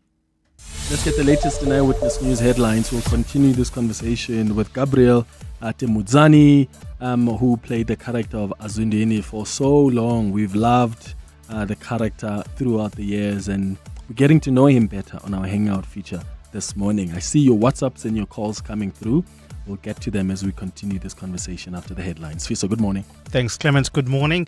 Eastern Cape Police have deployed more officers to Fort Hare University in response to a student protest. The Alice campus has been hit by violence with 2 buildings set on fire yesterday. Students started protesting over Chancellor Sakela Bhlungu's alleged failure to deal with mismanagement at the institution. Judgments in the assault case involving Deputy President Paul Mashatile former bodyguards has been postponed to next month because the magistrate is not feeling well today. The 8 VIP protectors have applied to have their charges withdrawn. They were arrested 2 years ago after a video surfaced showing them assaulting 2 men on the N1 highway in Johannesburg. And Organisation Equal Education Law says prevention work needs to be prioritized in relation to child abuse cases. Between April 2024 and March this year, the South African Council for Educators handled more than 600 cases of unprofessional conduct, including instances where teachers assault children. This resulted in 36 educators being deregistered after being found guilty of committing sexual offences towards pupils. And those are the headlines. This EWN and more at 11 or as it happens. EWN Traffic. Travelling on the N3 North, we've got heavy traffic volumes between Vincent Chabalala Road and the Baklu interchange. That's due to roadworks that are taking place along this route. If you want to try and avoid this delay, please try using Marlborough Drive and then turning into the M1 North if you're heading towards areas like Sunny Hill as well as Midrand. In Edenville, we still have got delays on the N12 as well as the R24 West. This is due to more roadworks that are taking place along this route. Delays between Edenville Road and the Gilulis interchange. The N3 North is also backed up coming out of Van Buren Road due to the roadworks that are taking place on this highway. If you're traveling on the Mike 1 North, specifically at the double-decker section, we've got delays approaching Car Street. There's also queuing traffic on the M2 West. This is between Heidelberg Road and the Crown turn-off. Heading towards Midrand, expect delays on the N1 North between the Baklu interchange and Allendale Road. About a 10-minute hold-up along this route. More updates coming up. Stay tuned. There's more EWN on air, online, and on the EWN app. Bongani Bingwa, 702 Breakfast. Weekday mornings, 6 to 9. Hospital is preparing for an inspection. All the necessary equipment is in tip-top shape. And at every other hospital, they see the same because the facilities are sharing some of the same equipment to try and pull the wool over the inspector's eyes. Dr. Sipiwe Mdaweni, are we ready for NHI? The state of readiness can never be uniform, but we have all that it takes for our facilities to participate in the NHI. Bongani Bingwa, 6 to 9. On 702. Breathe in insurance. Breathe out pineapple. In insurance. Breathe out pineapple. Again. In insurance. Out pineapple. Again and again. Pineapple FSP 48650 is underwritten by Omart Insure Limited, a licensed non-life insurer and authorized FSP. Stamina Grow is a 5-in-1 supplement with amino acids, antioxidants, B vitamins, and other essential vitamins and minerals. Stamina Grow helps promote energy, well-being, immune defense, and mental vitality. Stamina Grow, 22 years of supporting Mzansi. Ranked amongst the top 5 best-performing multivitamin brands in SA. Stamina Grow.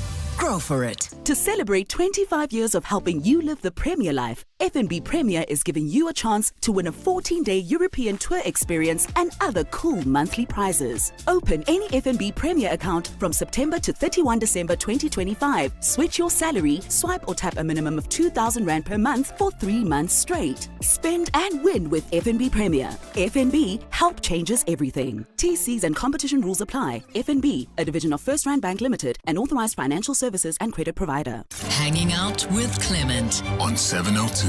Let's walk the talk. 25 minutes before 11 o'clock, we are hanging out with Gabriel Temudzani, or maybe you want to call him Chief, because that's what a lot of... do they call you that sometimes when you're out at the mall, like you're walking around, or you see people and you've got people who come to you and call you Chief Azwindini Mukwevho. And I think a lot of people know me as the character than my actual name. Than your name, yeah? Yeah. And Baba Basadi Bona, Varata Mpitsa Muthu wa Susan. So Muthu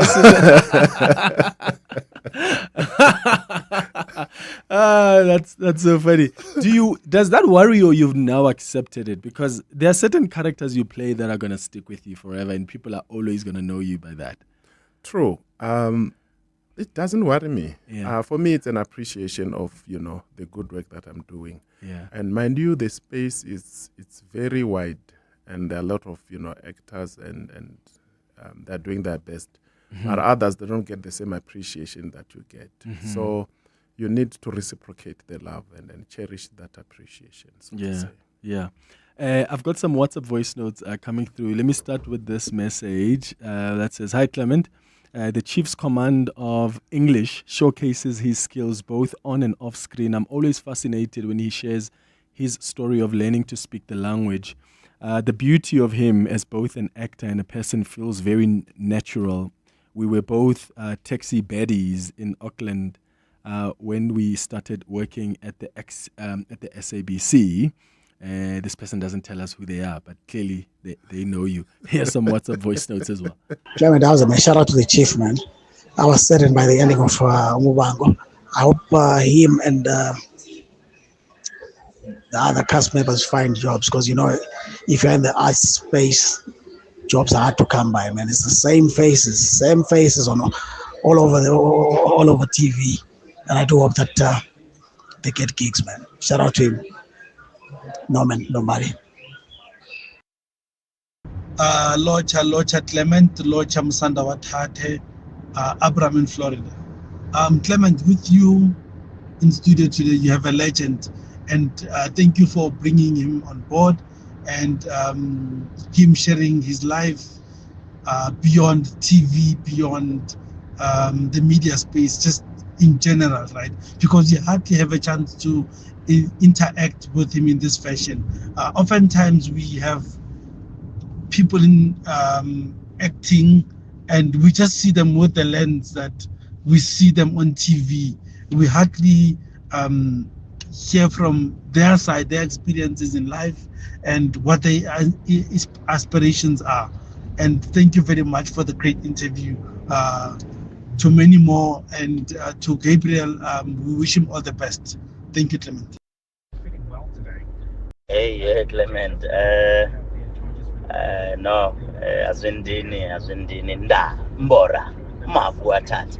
The family actually named me after you. I'm now being called Azwindini because of Baraginal Milau too much. Shaladilo Mrao and all those things. What a beautiful character. Good job. Thanks, Azwindini. Thank you. Yeah, thank you, Azwindini. Thank you, the chief. How did you feel about Muvhango coming to an end? No, thank you to all the voice notes that are so positive. And I think, it's telling that people loved the show and they appreciated the show. Well, the ending of the show was too sad. And I think it's still sad in a sense that it can't be Clement that at this time and age we perpetually condescend upon self and flag or appreciate what is foreign. Than ever before, people watch television and not watch or see themselves or see their own reflection. And in the current dispensation, that is being perpetuated. And I then ask myself that, as the public broadcaster, its sole mandate is to uplift, amongst other things, young and upcoming talent, nourish the talent that is, out there, and uphold or give opportunity to minority languages and culture. And through Muvhango, we were doing that. As much as you and I would agree that we had some shortcomings here and there, but I think in the main we played a very significant role in forging social cohesion, giving young people and old people as well opportunity to showcase their talent, and that in the main was giving our people a reflection of who they are and We were building a community. We were continuing the dream that Madiba and his peers had of forging a social cohesion of a rainbow nation. I mean, a lot of us started learning Chivenda from watching Muvhango. Yeah. That greeting where it's mostly the women, Women right, who go do that. down, yeah. Yeah. That's what we saw in Muvhango. Culturally, the language itself. Yeah. There's a lot that we learned. And it's, as you say, it's so sad that we're moving to a place where we want to put forward more what doesn't really uplift and also teach, even in our languages. And I hope we can have more of that, because that played a critical role for us growing up. Phil, you are calling us from Reimsig. What are your thoughts? Good morning.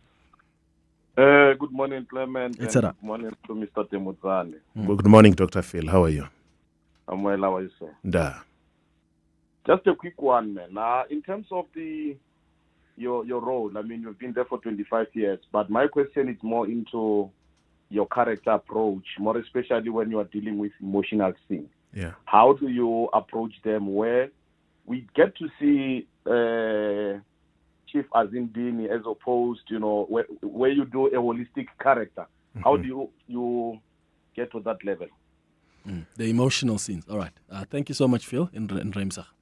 So the scenes, they don't make sense if they don't have the relevant emotions.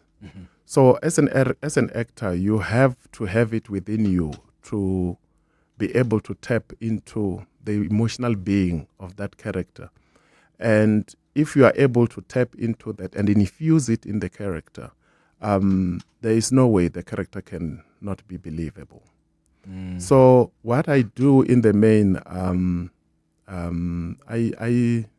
I take myself back to, my emotional journey, the bad things that happened in my life, and I'll be able to outsource those emotions. And then the prerogative is incumbent on me to align them accordingly. Because sometimes, when you steal or cheat like that, I will call it that, and I know my colleagues will fight me, is that you might go into that space and outsource and be unable to come back. Hence I'm saying the onus is on me to apply it accordingly. I love what you say, that when you go into that space, you may not be able to come back. Yeah. So when they say cut now, Clement now you're crying broken down. religiously. Yeah. Because you've outsourced. You have outsourced. But when you are truly in the character and you embody the feelings and the story of the character, you actually take from the feelings of that character. Precisely. Then you become in charge and then be able to hoy dialogue with the same emotions and controllably. Then that requires you to enter a level of vulnerability that is so deep as an actor. So at the same time, you must be able to let go of self and embrace this character holistically. Then you will be able to deliver with precision. Sure. Yeah, I wouldn't be able to be an actor. Maybe you would. Maybe you wouldn't. But you must go there and try and see how. I've acted on the river, but I was acting as myself, as the journalist that I am, which was easy because I. But you did awesomely well. Because you were there with yourself and you were depicting what your trade calls you for. What it calls me for. Yeah. You were actually raised in a polygamous family. How many wives did your dad have? He had a few. Yeah. More than 3? He had a few.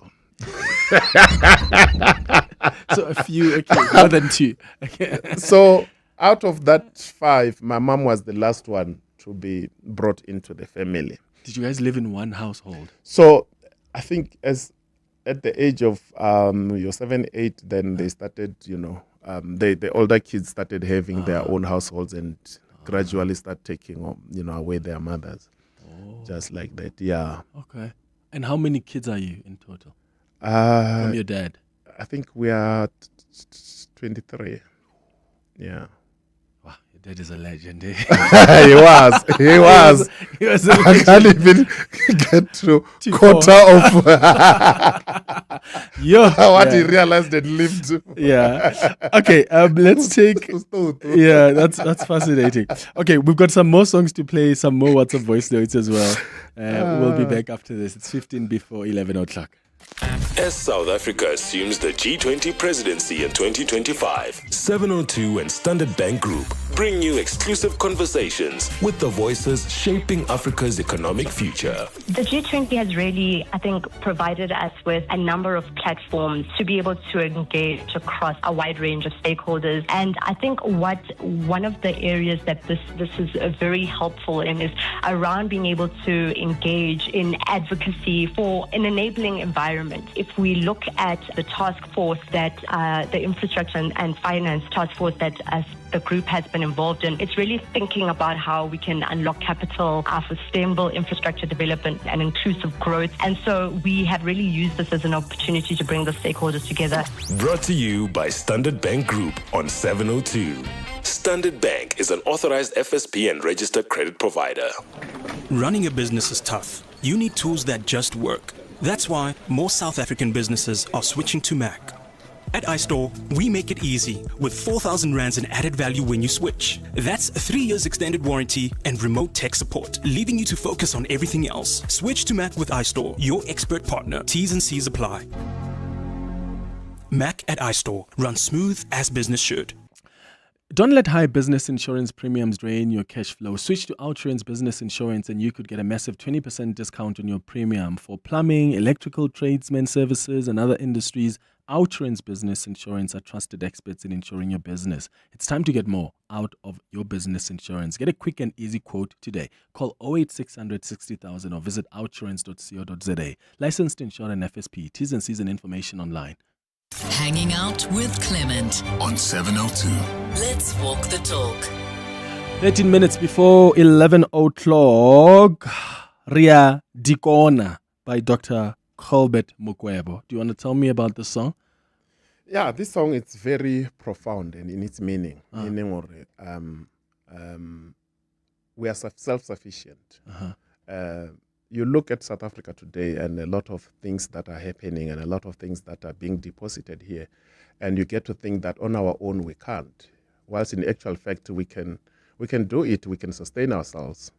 You know, I don't want to be political, but you know, you check the spaza shops that are mushrooming in our communities. Our people were doing business and with so much. I don't want to say precision, but they were managing and they were sustaining themselves and their families, and their business were flourishing. So why can't we do it today? Yeah, you know.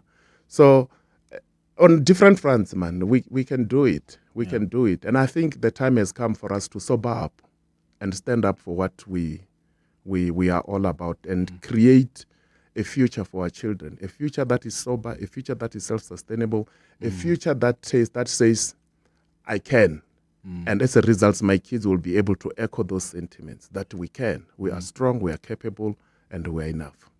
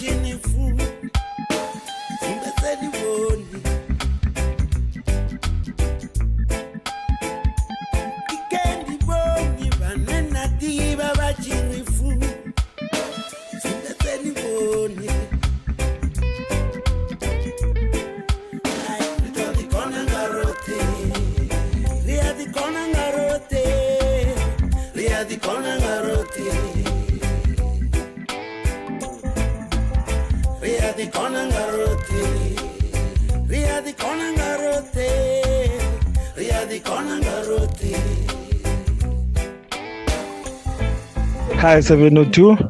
Hey, me, I've been watching you since ever up until the end of the show. I've got two questions. Why you are not looking old, man? You've been on our screens just like that, even today. I know, come on. Or maybe it's because of Mobane worms we're eating in Limpopo. Another question is, can you join Skim Sam? Please, please join Skim Sam. Please join Skim Sam. Thank you. Yeah, but that's a fair question. You haven't aged. Well, lifestyle is everything. Uh-huh. Yeah, lifestyle is everything. And thank you for that positive comment. You know, you can't be rough on yourself. So we need to inculcate this upon our children that, you know, you ought to look after yourself. Exercise, eat healthy, and don't subscribe to unhealthy tendencies or habits, because you're going to compromise yourself. Yeah. So do you run? Do you go to gym a lot? I exercise. And you eat healthy? Try to eat healthy. Yeah. I even when you're back home. Yeah, I don't smoke. I don't drink. So I try my best. Not easy, but I try, and I'm passing it on to my children as well. Good morning, everyone. I met Azwindini a few years ago at Westgate Mall. The first thing I noticed it was his height. He's too tall. Very. And I consider myself a very tall guy, but that's the first thing I noticed about him. I'm calling him Chief. If he remembers me, you'll remember that he corrected me when I called him Azwindini and wanted me to call him by his name. You have a legend there. Grew up watching this guy. Thank you so much, man, for gracing us with everything that you did on Muvhango. And some of us got to know you personally, so we appreciate you a lot. Clement, thank you so much, man, for bringing us this legend that you have in the studio. Thank you. Madimeja Jumela. Hi, Clement. Hey, you made my day. You made my day. Msanda. Bafuwi. Vane vashango. Munewanga. Marunga zindebelawo. Mbombela maum. Utombela. Ganda mitsanga zawe. Vone. Vane vari vachichimbirira shango lote la zingine. Vone vari vachinwa madhi vana lwanje lote. Dimailo sumba chulu cha madhi. Ndende. Marunga zindebelawo. Vafalinira jachidulo. Vafalinira salana vatanuni. Ai. Mutombe. Kame. Utlaitsanga vasari munda. Ariluve. Da. Kakame. I want to ask, what did he just say about Basadi? Those are just praises. So, in my culture, how when you're praising the traditional leader, be it a chief or a king, it's an opportunity to like attack them and say all sorts of, Oh, while you praise them? Yes. Or like, when do you die so that we can take the throne? Oh. I long for you to die so that we can take the wives. What? So that's what the guy was saying. Wait. But it's acceptable. What? Yes. I know. I wouldn't hire you as my praise singer. Really? Yeah, it's acceptable. Oh, wow, It's that's acceptable. fascinating. Let's go to Midrand now. Michere, you calling us from Midrand. Good morning. Hi, Clement and Chief Azwindini. How are you guys? Sure. Good morning. Good. Clement, what a legend to have there, man, as your guest. You know, this man has actually introduced the language to some of us who come from countries like Lesotho. He actually introduced even that to us, you know. And if we go back home, you will be surprised when your mother is actually, because he's emotionally abused our mothers and our sisters, and you ask them, what happened? What did Azwindini do now to your favorite Susan and all those kinds of stuff? Yeah. My brother, all I can say, Azwindini is a legend. You know, few years ago, I met him in one of the friends' wedding, Rambau, as he was there as a master of ceremony. What a down-to-earth kind of a person. I met him, and I'm a very short person. Now he is tall. When I went to meet him, I couldn't, and he was just down to earth. You were looking up. I can just say to you, Azwindini, my brother, thank you so much for mesmerizing us. And we hope to see you in another one but what I can tell you is that Chief Azwindini is going to stay with you. He's stuck with you for life. Yeah, it is. No, thank you so much. Yeah. You know, I had cousins who they always said, you know, they're not into polygamy, but they would be your they're willing to embrace Azwindini. Yeah, they're like, yo, Azwindini, give me a wife number 3, number 2, somewhere there. So I struggle with that. Or like, how do women think and want certain things to be done? It's so confusing. So you would think that women would shy away from that aspect of things to say, now I want to embrace Isitembu. Yeah. But how I know, they vote to be there. Yeah, and it's like they are ready to deal with whatever they'll confront them. Yeah. Yeah. What else do you still want to do? No, there's a lot that one can do in South Africa. I mean, you're a farmer now. Are you focusing more on that? I'm doing a number of things. Just that my head is all over sometimes. I do farming. I grew up farming. And I'm embracing it, and I realize that, you know, farming is it. And us as Africans, we need to take it upon ourselves that we appreciate the land. And appreciating the land is utilizing it and utilizing it fruitfully. And don't just utilize it. Inculcate this upon your children so that in your absence, your children will know the value of the land. I also do, I'm in the media space through my other entity that I have. I also run a funeral parlor where we give sympathy, comfort, and assistance to bereaving family. But in the main, we focus on selling, you know, funeral policies. And I've gotten a handsome underwriter in terms of rates that they give.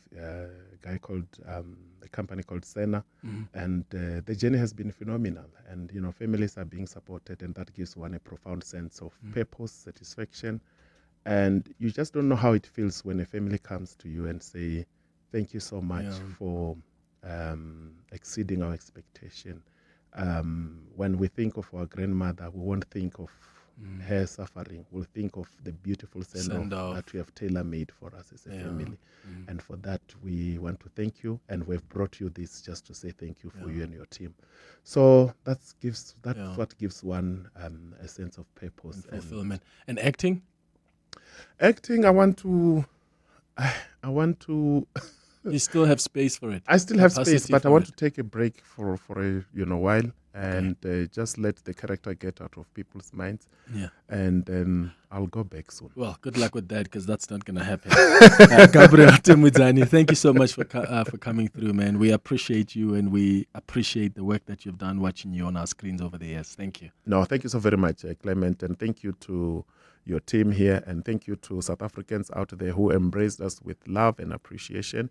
And the journey continues, but I think the onus is on us, as I alluded earlier on, that us as South Africans need to find it within ourselves, to liberate ourselves, and we need to bring a number of reforms that will create a paradigm shift in how we relate with each other, how we choose and go for leadership, the kind of country that we want. It's our responsibility. Let's not wait for anyone to bring us that. Let's stand up and reclaim our own.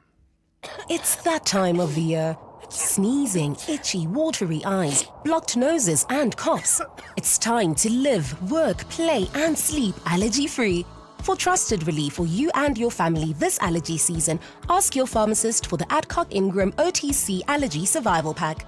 With products like Allergex Non-Drowsy, Cetisid, Levogex and more, we have you covered. Remember, ad-hoc Ingram OTC. And visit beprepared365.co.za. At the heart of global conversations shaping the future, Africa's voice matters more than ever. As Africa's largest bank by assets and lead sponsor of the B20 Summit, Standard Bank Group is proud to spotlight the continent's growth, partnerships and potential on the world stage. Through informed dialogue and powerful partnerships, Standard Bank is driving sustainable growth where it matters most. Standard Bank is an authorized FSP and registered credit provider. This is EWN. Good morning, I'm Sfiso Zulu. Eastern Cape Police have deployed more officers to Fort Hare University in response to a student protest. The Alice campus has been hit by violence with 2 buildings set on fire yesterday. Students started protesting over Chancellor Sakela Buhlungu's alleged failure to deal with mismanagement at the institution. The students are also not happy with the suspension of the SRC president and the institution's plan to appoint an interim student leader. Police spokesperson Spogazi Mawisa. The South African Police Service has intensified high visibility at the university in Alice during the protest action that took place from Monday, the 6th of October 2025 at about 4 o'clock in the morning. Mawisa says they will continue to monitor the situation. The situation at the university remains tense. No arrest has been made for malicious damage to property and arson at this stage. Judgment in the assault case involving Deputy President Paul Mashatiles's former bodyguards has been postponed to next month because the magistrate is not feeling well today. The 8 VIP protectors have applied to have their charges dropped. They were arrested 2 years ago after a video surfaced showing them assaulting 2 men on the N1 highway in Johannesburg. Their bid to have their charges withdrawn is because they believe the state has insufficient evidence against them. Alpha Mushwana was in court. The former bodyguards of Deputy President Paul Mashatile pleaded not guilty to charges of assault with intent to cause grievous bodily harm, reckless and negligent driving, and assault by way of threat. This despite a widely circulated video showing them allegedly using excessive force against 2 men during peak hour traffic. Prosecutor Yusuf Baba says the group will return to court next month. This particular matter was adjourned for today for judgment on a 174 application. However, due to the presiding officer falling ill, Your Worship, a date has been arranged with my colleagues if the matter can be adjourned to the 6th of November. Earlier this year, the South African Police Service cleared them following an internal disciplinary hearing. Alpha Ramshwana, Eyewitness News in Randburg. Some tax experts say SARS could make good on threats to disclose former PRASA boss Lucky Montana's confidential tax information amid a heated public dispute over money he owes to the tax collection agency. The unprecedented ultimatum comes after Montana accused SARS of fraud. He claims that officials drafted a fake court judgment ordering sequestration proceedings against him. This relates to his personal tax affairs, where he is believed to be more than than 50 million rand in arrears at SARS. Nogukaya Mtambo has more. SARS gave former PRASA CEO and MK Party MP Lucky Montana 24 hours on Tuesday to withdraw allegations that the court order that led to sequestration proceedings was fraudulent. A sequestration application allows a court-appointed trustee to temporarily take control of a person's assets until they've paid money that's owed. In a statement this week, SARS disputed Montana's claims of maladministration, abuse of power, and a politically motivated witch hunt. Tax executive at ENS, Charles de Vet, weighs in. Typically, it's not something, but when it has developed to this level and there are false accusations being made, then the law did contemplate circumstances like this where they could in fact go to press with as many details as they like. It's understood the debt relates to capital gains tax arising from the sale of 2 properties. Nogukanya Mtambo, Eyewitness News. And organization Equal Education Law says prevention work needs to be prioritized in relation to child abuse cases. Between April 2024 and March this year, the South African Council for Educators handled more than 600 cases of unprofessional conduct, including instances where teachers assault children. This resulted in 36 educators being deregistered after being found guilty of committing sexual violence offences towards people. Child protection expert Danielle Al-Nafad says investing in preventative lessons will help children in more ways than one. Some of the most important work being done is unfortunately the most underfunded, which is prevention work.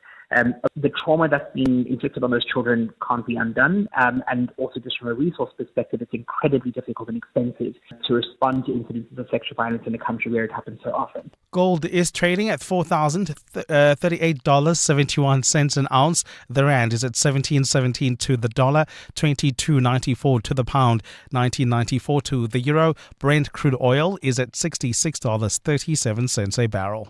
The slow-moving traffic on the N12 West, this is between Edenville Road and the Glulies interchange. That's due to an earlier accident. Please be on the lookout there and drive with care. While traveling around the Baklu interchange, several roads around this turnoff are heavily backed up due to roadworks that are taking place. The N3 North between Marlborough Drive and the Baklu interchange, as well as the N1 North towards the Baklu turnoff, and the N1 North heading towards Midrand. So your alternative route there, if you want to head towards Midrand as well as the city of Tshwane, maybe try using the N14 North through areas like Cosmos City and Kaya Sand. A partly cloudy day in store for Gauteng with scattered afternoon showers expected. The temperatures will peak at highs between 28 and 31. The top story this hour, Eastern Cape Police have deployed more officers to Fort Hare University in response to a student protest. EWN, in touch, in tune and independent. For the latest, visit ewn.co.za or download the EWN app. You're with Clement Manyathela on 702. Let's walk the talk. Streaming on the Prime Media Plus app. DSTV channel 856, 92.7 and 106 FM.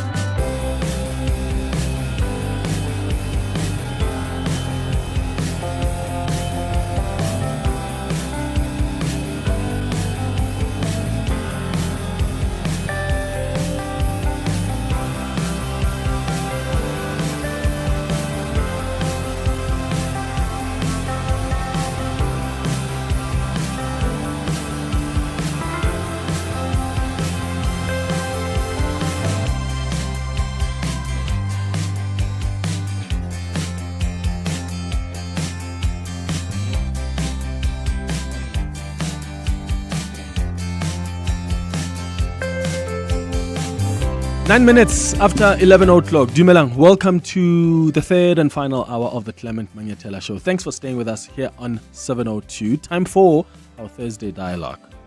The Dialogue with Clement Manyathela. It's not just another roundtable discussion. Let's walk the talk on 702. On our Thursday dialogue this morning, I want us to have a conversation about culture, the evolution of culture over time. And I want to center this more around your own experiences and your own choices around how you've practiced culture. How do you balance cultural evolution and preservation? Whether you're talking lobola or initiation, schools or umemulo, ancestral veneration, or any ritual perhaps that you practice, how do you practice it today compared to how you used to practice that before? How far is it allowed culture to evolve, and at what point do we cross the line? Because culture is often described as this living, dynamic force. But you've got mostly the younger generation now that are redefining cultural practices in new spaces and in their own expression. But critics are saying that you can't tailor-make culture. And I've always believed that culture is not static. It evolves as societies change and societies evolve. In fact, if culture remains rigid, then I think we risk becoming irrelevant, and we risk alienating the younger generations who live in this fast-changing world. And I gave you an example earlier of, for instance, let's take the initiation school, right? They've begun integrating modern health and safety standards while still maintaining and retaining spiritual significance, which shows that evolution can preserve meaning while promoting well-being. So where should we draw the line between adapting traditions to fit modern society and preserving them in their original form to maintain cultural identity? How much flexibility should you as an individual have in shaping your own cultural identities? You can give us a call on 011-883-0702. The WhatsApp line is 072-702-1702. Share your thoughts, please. Because some say when you modernize culture, then you run the risk of diluting it. Is that the view that you hold? Give us a call or send us a WhatsApp voice note. Let me introduce you to my two guests this morning. We've got Mbuso Khoza, who is a cultural practitioner, a musician as well, joining us on the line. Mr. Khoza, thank you so much for making time. Good morning. Siyabonga kakhulu, and to the listeners of the 702. We also have Tswako Mukoko, who is a cultural expert, languages and literature specialist and translator, also joining this chat. Thank you for making time for us. Good morning. Good morning, gentlemen. And good morning to my colleague the other side. Yeah, thank you, Mr. Mukoko. Bab Khoza, let me start with you. Culture is often described as this living, dynamic force. What does this mean in a modern South African context? I think any culture is subject to change. However, the peculiarity with the South African culture as evolution is not parallel, it's diverging because of the arrival maybe of other cultures that has devoured over the years. For instance, if you look at Umemulo that you mentioned earlier, it can't be that if you want to perform Umemulo for your daughter, and it has to coincide with the graduation. Graduation has nothing to do with Umemulo. So now, if we evolve like that, we are diverging. It's not parallel with the logic and the history of that which we call is. So, Mr. Mukoko, where do we then draw that line? How can we balance the evolution of culture with the preservation of culture? I would say that there's no way in which culture would stay static amid many practices which come into being, especially in the form of whatever our society tends to learn from, because in the first instance, there are two things which we need to have in mind. Firstly, we have got those things which would naturally have to let go, maybe because of the fact that they may not be progressive enough to sustain us, and at the same time, we would have things which we must protect, things which we have got to, which we must guard against, forgoing them, that is, leaving them into, forgetting about them, because those things are what we are, things which make us sustain, and at the same time make us more progressive. Because indeed, if you don't grow, you grow less. In other words, it's good that some aspects we have got to let go because of the fact that they are not consistent with those things which we hold dear. Yeah. That's how I can put it. Yeah. So, Mr. Khoza, how, because there are some people who sort of criticize, especially the more younger generations that are trying to redefine cultural practices in their new spaces. They want to find their own expressions of culture, but other people say, well, you can't tailor culture per se.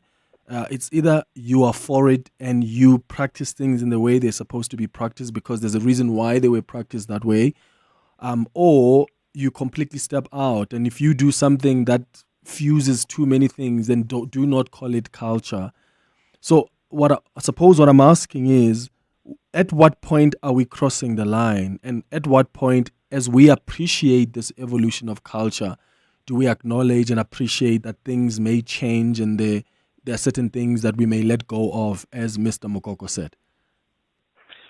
I think, in my view, in the world of heritage, in the world of culture, nothing goes to waste because history comes as an intervention to record events, more like the falling of the leaves, causing humors. It's something that you can, from time to time, speak about.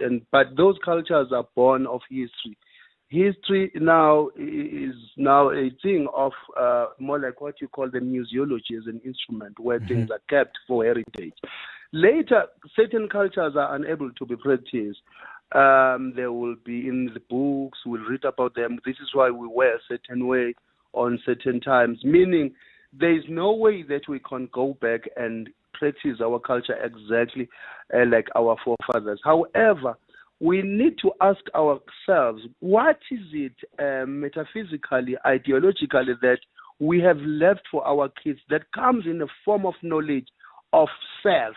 Our kids do not know themselves, and us as parents, we go around and say, oh, la during our days. But even their parents were saying the same thing. It's a vicious cycle simply because we haven't been able to safeguard our culture. Look at the museums that are built. Who were the architects of that?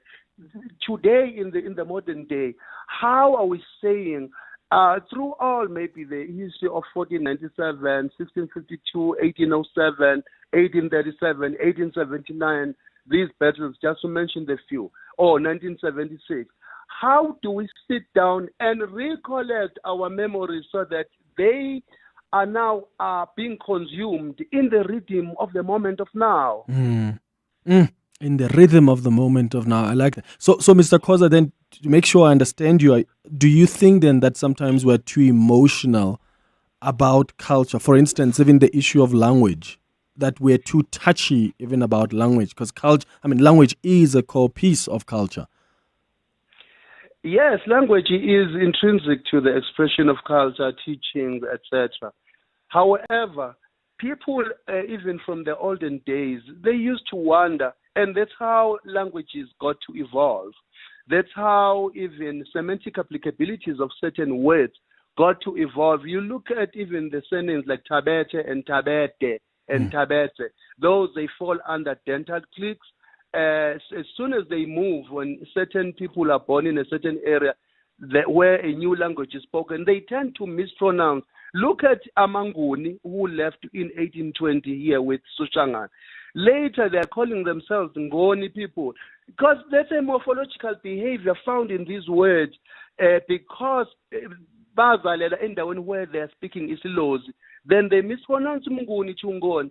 So, but we never make time for this thing, Guma Museum, in the educational system, in terms of how one can just get to understand themselves easily. So, Mr.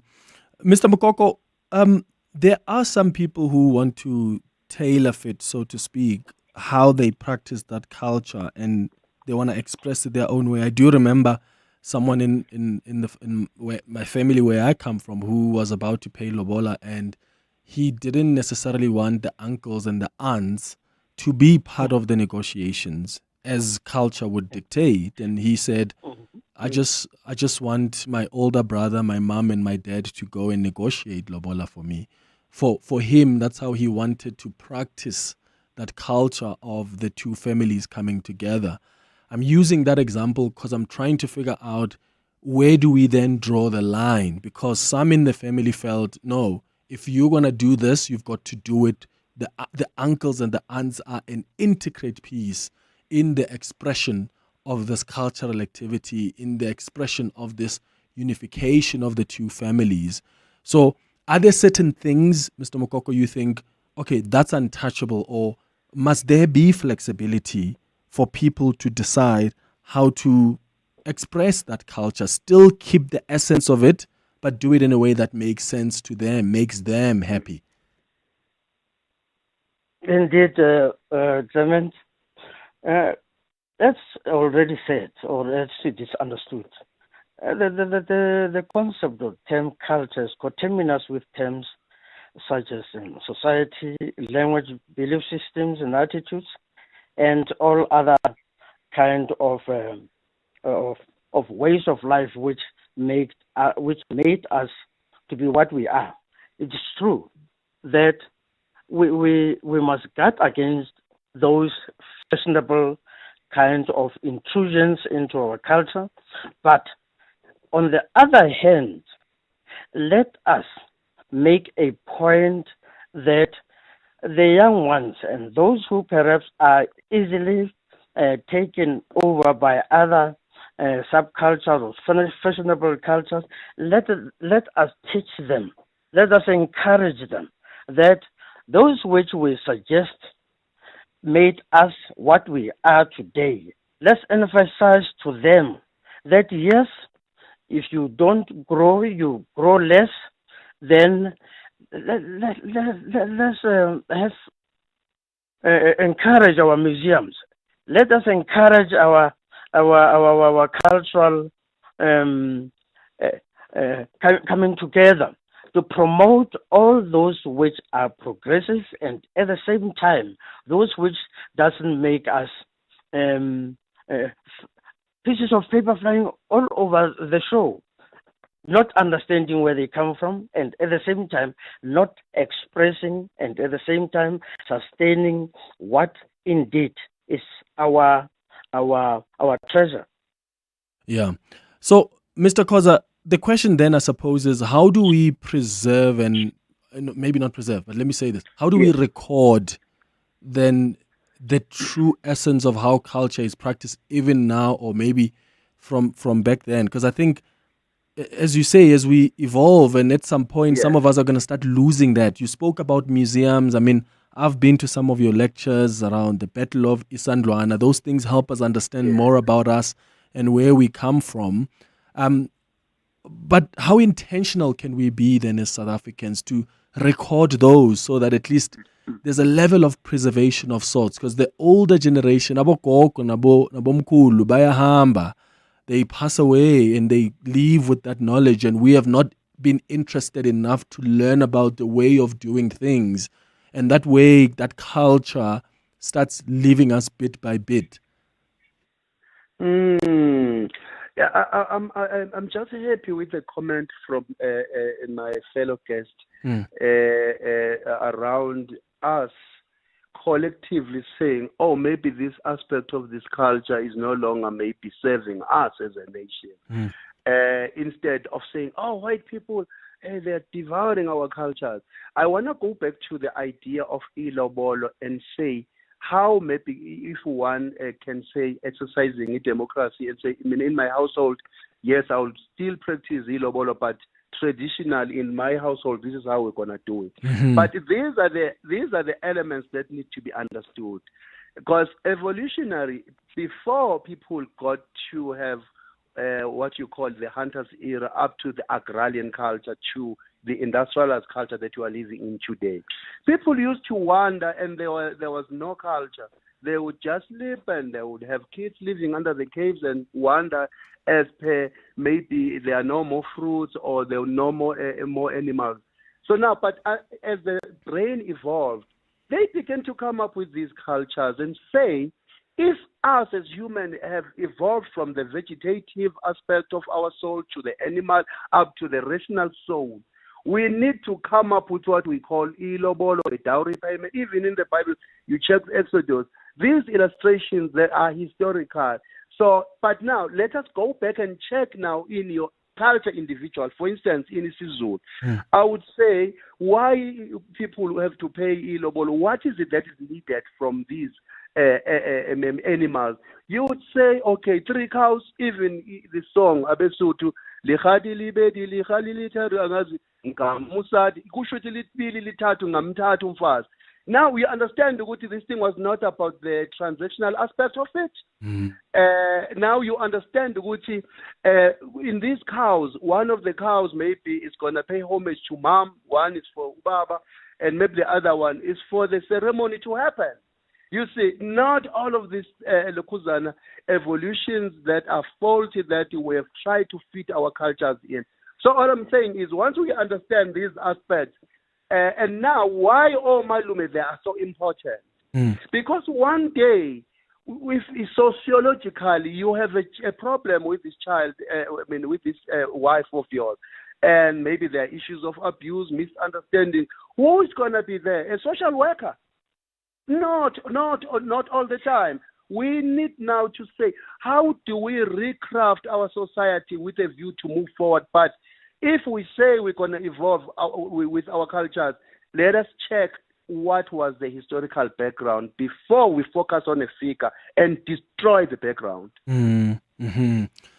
Mr. Mokoko, maybe the same question to you as well around just preserving. And because, I remember there was a time I was trying to, and I spoke to a cousin of mine, and I said, while we still have our uncles, especially the older uncles, we need to start, recording them. When we must make time, bring the camera and just record them for the purposes of just preserving the information about the family tree, but also information about our culture, so that, because we can see that we are slowly losing that, and not through it being modernized, but there are certain things we don't understand. When things happen, we still don't know, okay, what's to be done here? When there's a funeral, us, the younger generation, don't even know what are the certain things to do. What kind of food do you cook?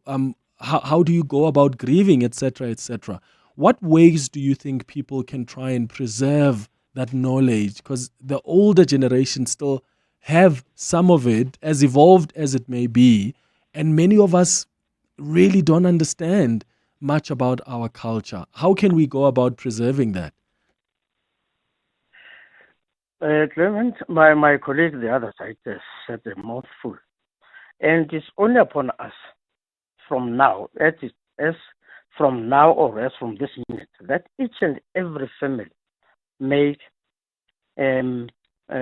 take a decision that each and every time when there is a cultural do at home, let us just in one way or another make a point that every aspect of that mukete is recorded, and at the same time it must be reviewed all the time, not necessarily with the mukete for Mahadi or for Dikapulo and that type of thing. Let each and every aspect of our culture be recorded in its entirety, so that we, as time progresses, make a point that we emphasize to the young ones that, hey, this is now a near thing which was on its way out, now is an in thing. Let's explain to them that this is important. And this will perhaps, those of us who still, who are supposed to be and are still believing in ancestors, this will bring us luck. I think we need, it should be each and every family, each group, each society, that we sit down and at the same time make a point that we record, and at the same time make a point that geological sketches are made of each and every group, extended family, lineage, and so on. That's perhaps, I think, would strengthen these cultures, some of these aspects which are fading away, overtaken by those which we're not quite sure whether they're taking us to hell or they're taking us to the place of manna and so on. Yeah. It's now 11:30. And I'm interested to hear how you are trying to record how things have been practiced before or are being practiced now, so that you're able to pick up the baton, so to speak. Because a lot of us, especially our generation, some of us don't really understand much about culture. So when there's a funeral or when your child goes to the initiation schools, you don't even know where to begin. And I wonder how you are trying to record that, so that when your child goes to initiation school, or if you believe in that, or when there is a funeral, or when there is a wedding, and you still want to practice culture, you believe in it, then you know that these are the things that are supposed to be done, because we're losing that valuable information with our grandfathers, our grandmothers, our great aunts, uncles as they pass away. So how are you recording that? Share your thoughts with us. Give us a call or send us a WhatsApp voice note. It's 11:31. Mbali, good morning. Thanks, Clement. Good morning. National Police Commissioner Fani Masemola is in the hot seat before Parliament's ad-hoc committee investigating allegations of corruption. Masemola is set to respond to submissions made by KZN top cop Nhlanhla Mkhwanazi. Mkhwanazi wrapped up his testimony yesterday, where he also revealed that Masemola came close to going to jail because of ongoing political interference. Higher Education Minister Buti Manamela will be visiting the Fort Hare University following violent student protests. The Alice campus in the Eastern Cape has been hit by violence, with 2 buildings set alight yesterday. Students started protesting over the Chancellor's alleged failure to deal with mismanagement at the institution. And Cape Town police are investigating yet another double murder case following a deadly shooting in Ottery. 2 men were shot and killed shortly after 6 this morning. The circumstances surrounding the gun attack are still unknown. Those are the headlines. This EWN and more at midday or as it happens. EWN Traffic. Traveling in Montana Park, we've got heavy traffic volumes on the N1 South. This is between Sefako-Makhato Drive and the Proof Plaza interchange. Roadworks are taking place along that route, and that's the reason for that long backup. If you're heading towards the Pretoria CBD, please try using the R80 West as a result. If you're traveling on the N14 North, some delays between Euphues Road and the Fountains Valley Circle. Please be on the lookout there. While traveling in Kelvin, we still have got those roadworks that are taking place along the N3 North, causing heavy traffic volumes coming out of Vincent Chabalala Road towards the Baklu interchange. There's also queuing traffic along the N12 as well as the R24 West due to more roadworks along this route. Delays between Edenville Road and the Glulies interchange. About a 15-minute hold-up between these 2 points. And heading towards the Joburg CBD, a major accident has been reported on the M2 West. It's right near the Crown interchange. It is slowing down traffic coming out of Heidelberg Road. Please be on the lookout there. The M1 North is also heavily backed up as a result between Boysons Road and Carr Street. This is the double-decker section, about a 20-minute hold up there. I'm Amo Ramela, and that's your last traffic update from me. Otherwise, Karabujali will have your next update at the top of the hour. Stay tuned. EWN John Perlman. Weekday afternoons, 3 to 6. Front and center, I would assume, of these negotiations is to bring to an end what's going on now. Of course, the bigger question is, how do you then move into a set of negotiations that would prevent this all from happening again? I would assume that as wide as the gaps are now, they're probably wider by a factor of many when you look at the medium and long term. And I think the big confusing factor in all of this is, of course, for over 30 years, we've accepted the basis of a settlement to Israel-Palestine as the existence of two states. Professor James Kerr, John Perlman. 3 to 6 on 702. Tip your way to glory in the Hollywood Bets Punters Challenge, the free-to-play horse racing game with daily cash giveaways and massive jackpot prizes. Pick all the winners on the race card and you could win 100,000 Rand. Bet 50 Rand or more on your selections using the Bet Slip feature and you could walk away with 1 million Rand. Visit punterschallenge.hollywoodbets.net today and tip your way to the top. T's and C's apply. Hollywood Sportsbook is a licensed betting operator. No persons under the age of 18 years are permitted to gamble. Winners know when to stop. South African Responsible Gambling Foundation toll-free counseling line 0800 006 008. Feel the exhilarating power and performance. Feel the anticipation of a new adventure around every corner. Feel the breathtaking wonder of Mzansi's epic scenery. Feel the luxe vibes and the good times. Feel it all and more with the Ultimate Shelf V-Power VIP experience. Spend 750 Rands 3 times this month and tap your V Plus rewards card for a chance to win one of 5 epic road trip and track experiences for 2. T's and C's apply. The Money Show. Weekday evenings at 6. The issue around critical minerals, which suddenly everyone's talking about, partly because of the Trump administration. Is there an opportunity there for us? Platinum is a critical mineral on most countries' list, including the US, or PGMs, platinum and palladium. So yes, there we are a direct beneficiary. You also get to other things that South Africa happens to be well endowed with, like manganese, features very high on many countries. Bernard Swanepoel, chair of the Joburg Mining Endowment. The Money Show on 702. Let's walk the talk. The Money Show, Stephen Curtis, is brought to you by ABSA. ABSA is a proud lead sponsor of B20 South Africa 2025. ABSA is an authorized FSP and a registered credit provider. T's and C's apply. The Dialogue with Clement Manyathela. It's not just another roundtable discussion. Let's walk the talk on 702. 23 minutes before 12 o'clock, we're talking about the evolution of culture and how we can balance cultural evolution with preservation. Whatever you practice, whether it's culture you practice when there's lobola, when there's initiations called umemulo, or maybe ancestral veneration, whatever it is that you practice, how far is culture allowed to evolve, and at what point do we cross the line? And I've got some WhatsApp messages coming through. In fact, there's one I want to read because I think it really just encapsulates what we've been trying to say. Because you've got on the one side people who believe that, of course, culture is going to evolve as we evolve as a society. It's not static, right?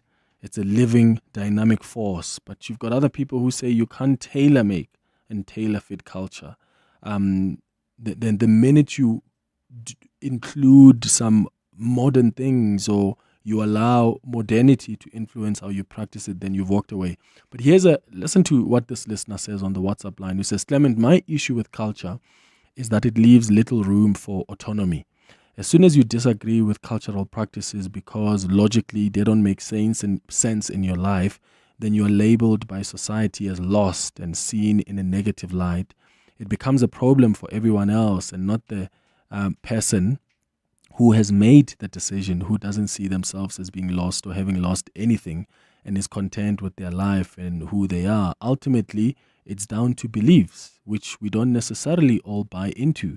Let those who want to preserve cultures do that without shaming those for whom it is not important. That's a message there from Anonymous. You can send yours as well on 011-883-0702.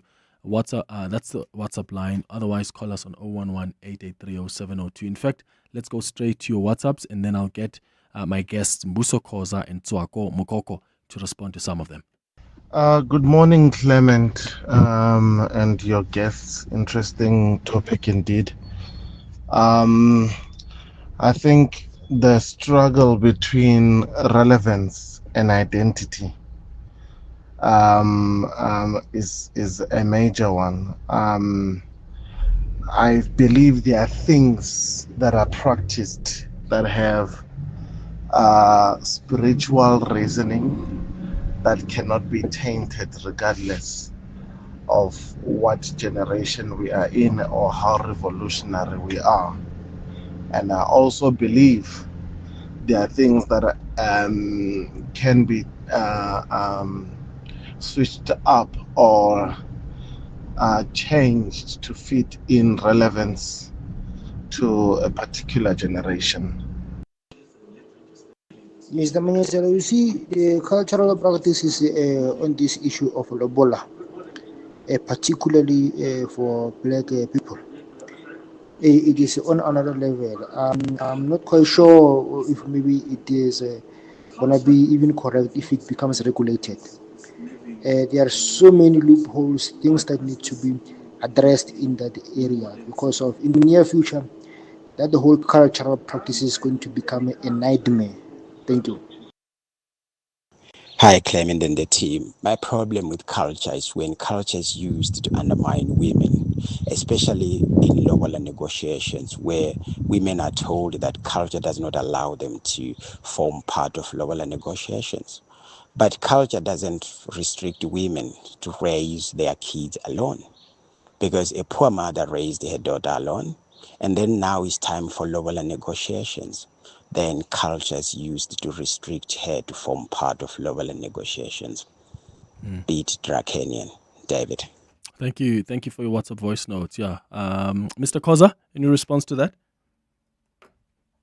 I disagree with that ilobolo.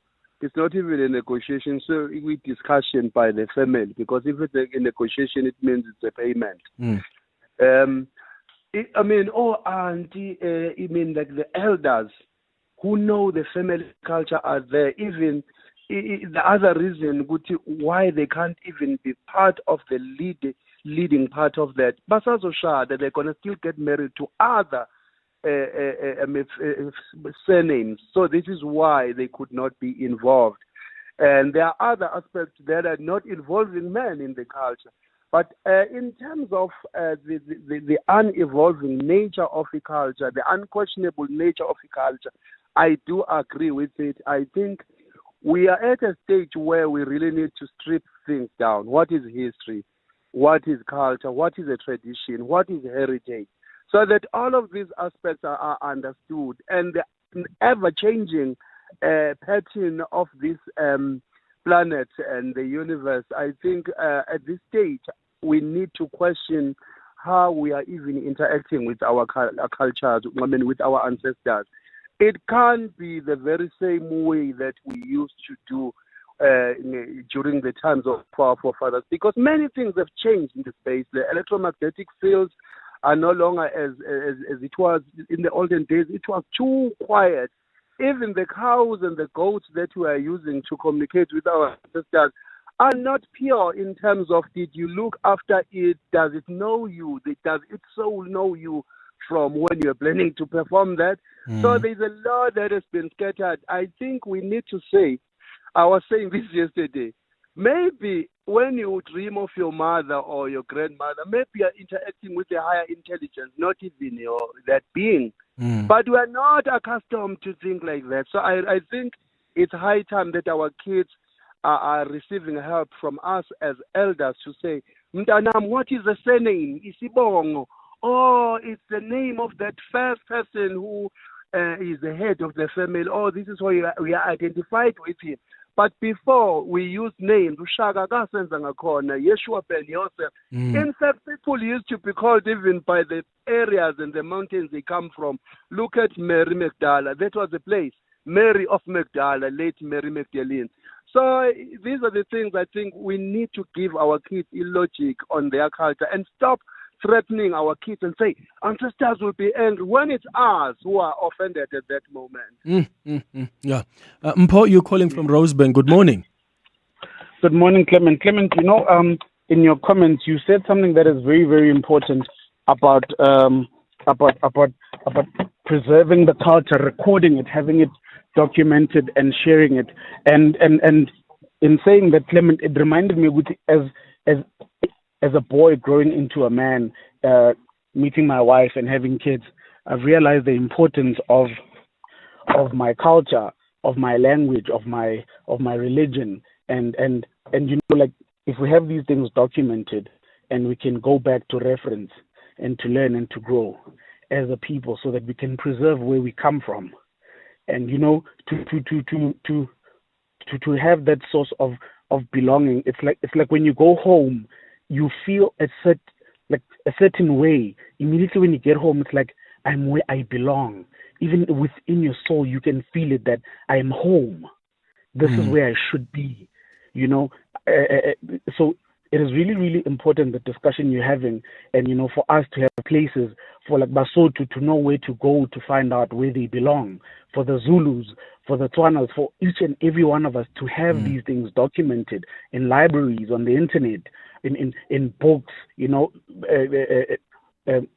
bookshops, so that we know where we belong, and we can have a point of reference where we can reference to, and we can practice our cultures, our religions, our heritage proudly. Yeah, absolutely. In Rosebank, I couldn't have said it better. Good day, Clement. This is Theo from Eduduza. Clement, we are timelessly and continuously detached from our being as Africans by firstly the modernization. All these things that comes, it started long time ago with Christianity that actually made sure that we live our culture. And thereafter came the apartheid with divide and rule, because we're no longer attached to our families and all that. Now it's all that, cell phones and all that. And remember, we no longer sit around fire. Our grannies used to sit with us around the fire and tell all these stories, family tree stories and all that. So we no longer have that. Modernization is really detaching us from our being. Theo from Eduduza, thanks.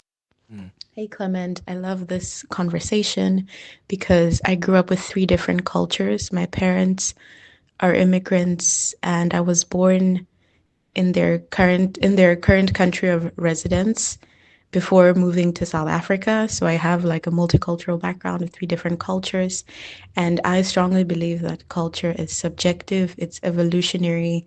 I've spent my whole life being so torn between, which culture do I belong to? Which culture do I identify with? But the truth is that I identify with all of them. And as people, I think we need to have that fluidity and flexibility to embrace whatever culture we want to embrace, whether it be the culture of your parents that you were born into, or the culture of the country you live in, or a new culture that you want to create for your family. So I do believe culture is fluid, and thanks for having the conversation. Have a good day. Yeah. Sure. Let me bring in now Professor Musa Xulu, who is a heritage expert and socio-political analyst. Prof, I appreciate you also joining this chat, and we've been trying to figure out this balance between one, you want to preserve culture, but also their realities around society that's been evolving and culture that evolves. Do you think there's a point there where there can be a balance? Well, Clement, thank you very much. I'm sorry, I'm at a conference here at University of Zulu, so I've been in and out. But it's a very interesting topic. We have to understand that culture is what we do every day, and it evolves with time. It keeps on changing, and the agents of change in the case of Africa and South Africa were missionization, agents of rapid change, missionization, education, urbanization, industrialization, as well as other social factors that you come across when you are existing within those constraints or within those realities. Yeah. Now, if you live in a forum, of course, you are not going to go out and slaughter a cow anywhere. So that fades automatically. But what happens all the time, we have this idealism that culture is static and that it does not move. What eventually happens is that as culture evolves, human beings will choose certain aspects of culture and maintain very vigorously.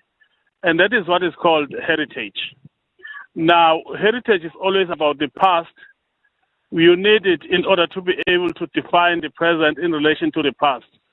But in reality, you are not living in that past anymore. You cannot live in that past because of the circumstances that I have pointed out. So what happens is, in terms of preservation, countries will build museums and archives and all of those libraries and everything like that, so as you can go there and learn about the culture over time. And then when it comes to the issues of heritage, countries will also do the same. What they do is they heritagize and look at the best from the past. And then sometimes you'll find that that is in the books and everywhere else. But in reality, culture evolves very quicker than you can imagine. So another thing that I realize, Prof, is that especially the younger generation, they're asking questions, the why question, right? And over time, they feel like people have neglected to share the why, to ask that why question behind certain practices. So now when you are raised in a household, you're expected to just do certain things. But when you ask, okay, what's the reason for doing things this way? What's the reason for doing them this way? There's never really an explanation. Sometimes our parents, our elders don't even know why things are being done in that particular way. What do you say to that? Like, is culture meant to be understood? The practices, are we meant to know why we practice them? Or the basis of culture itself is to just follow through, and even if you don't understand why you are doing things the way you do? Well, day-to-day people may not have the instruments to answer the question why. But usually, as somebody who studied culture and heritage extensively, I know that, for example, some of the answers you will find after the effect. And that's because, for example, let's take the issue of a Zulu wedding as a cultural event. That's a perfect experience, but if I am to be stopped right now as I'm doing it to say why, maybe I can be able to explain, but at the level of cultural practicing or manifestation, people usually get overwhelmed with all these things, many things that are happening at the same time, that to understand culture, sometimes you have to withdraw a little bit from it and be able to look at it objectively, then understand why, for example, the practice of lobola, why the practice of wedding songs in a wedding, why there must be many people attending your wedding, not to judge and so on, but to be witnesses in future that you actually did get married, and to compliment you for that. The why you dress like this is always there, but sometimes day-to-day people are not able to go beyond saying this is how it is done, but the why part of it will always be problematic. So that's not surprising at all, especially when you grow up in an urban area where you suddenly been attending all those schools and you suddenly hear that so-and-so is getting married or this and that is happening. And if you go to marry in a traditional way, this is how you dress up.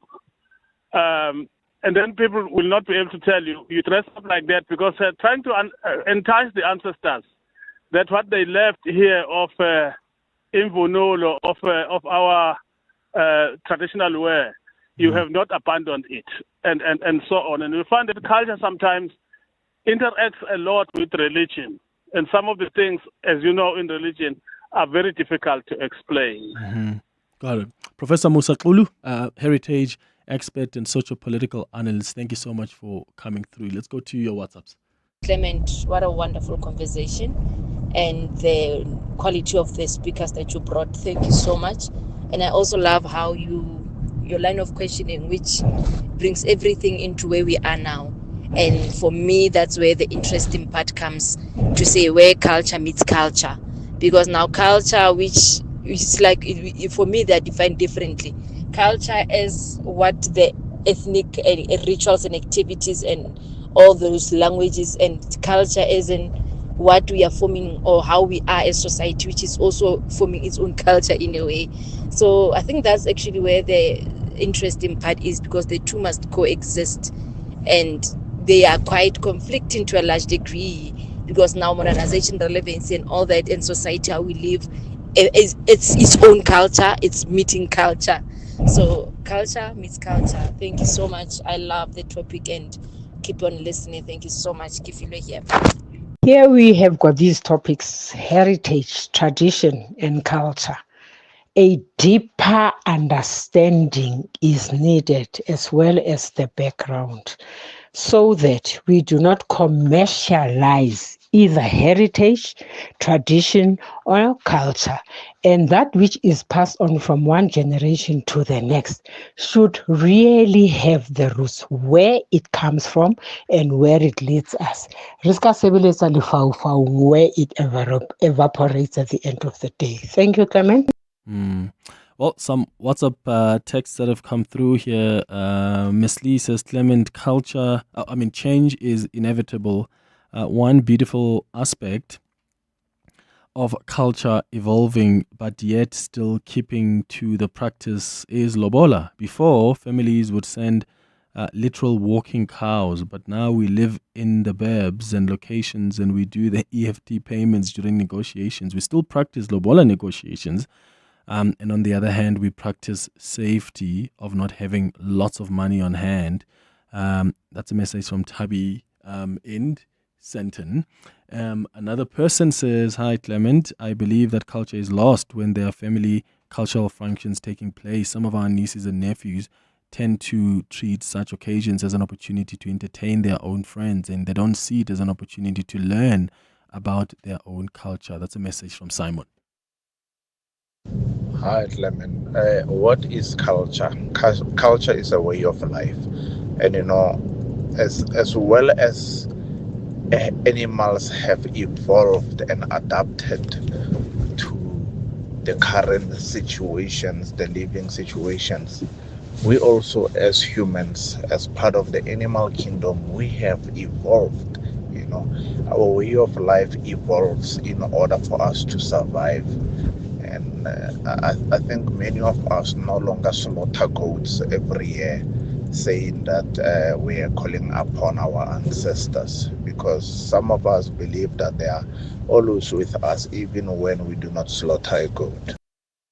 To celebrate 25 years of helping you live the Premier life, FNB Premier is giving you a chance to win a 14-day European tour experience and other cool monthly prizes. Open any FNB Premier account from September to 31 December 2025. Switch your salary, swipe or tap a minimum of 2,000 Rand per month for 3 months straight. Spend and win with FNB Premier. FNB, help changes everything. TCs and competition rules apply. FNB, a division of First Rand Bank Limited, an authorized financial services and credit provider. To walk the talk is to turn words into meaningful actions. And it's what we at 702 are committed to doing every day. We're also committed to following the rules set out by the Broadcasting Complaints Commission's Code of Conduct. To give you balanced programming, fair comment, and accurate news. But if we stumble along the way and you feel we're not living up to the code, let us know on comment@702.co.za. And if after that you're still not happy, you can direct your complaint in writing to the Broadcasting Complaints Commission, PO Box 412365, Craig Hall 2024. For more, visit bccsa.co.za. This week, the 6th to the 10th of October, is International Customer Service Week. Catch 702 in conversation with MTN tomorrow on 702 Drive with John Pellman as they unpack how they are transforming the customer experience. From fighting fraud to simplifying services and fixing frustrations, MTN is listening, learning and making moves that matter. It's all part of their journey to make life easier for customers. So don't miss it this Friday on 702 Drive with John Pellman. MTN, today we make moves on 702. Coming up On the Midday Report with Mandy Wiener. Good morning, Mandy. Good morning, Clement. What's popping today? The National Police Commissioner, Fani Masemola, has just begun his testimony at the ad hoc committee on police capture, so we'll take you live there. We'll also go to Fort Hare University, where buildings have been burnt. The minister calling for de-escalation. Our reporters on the scene there.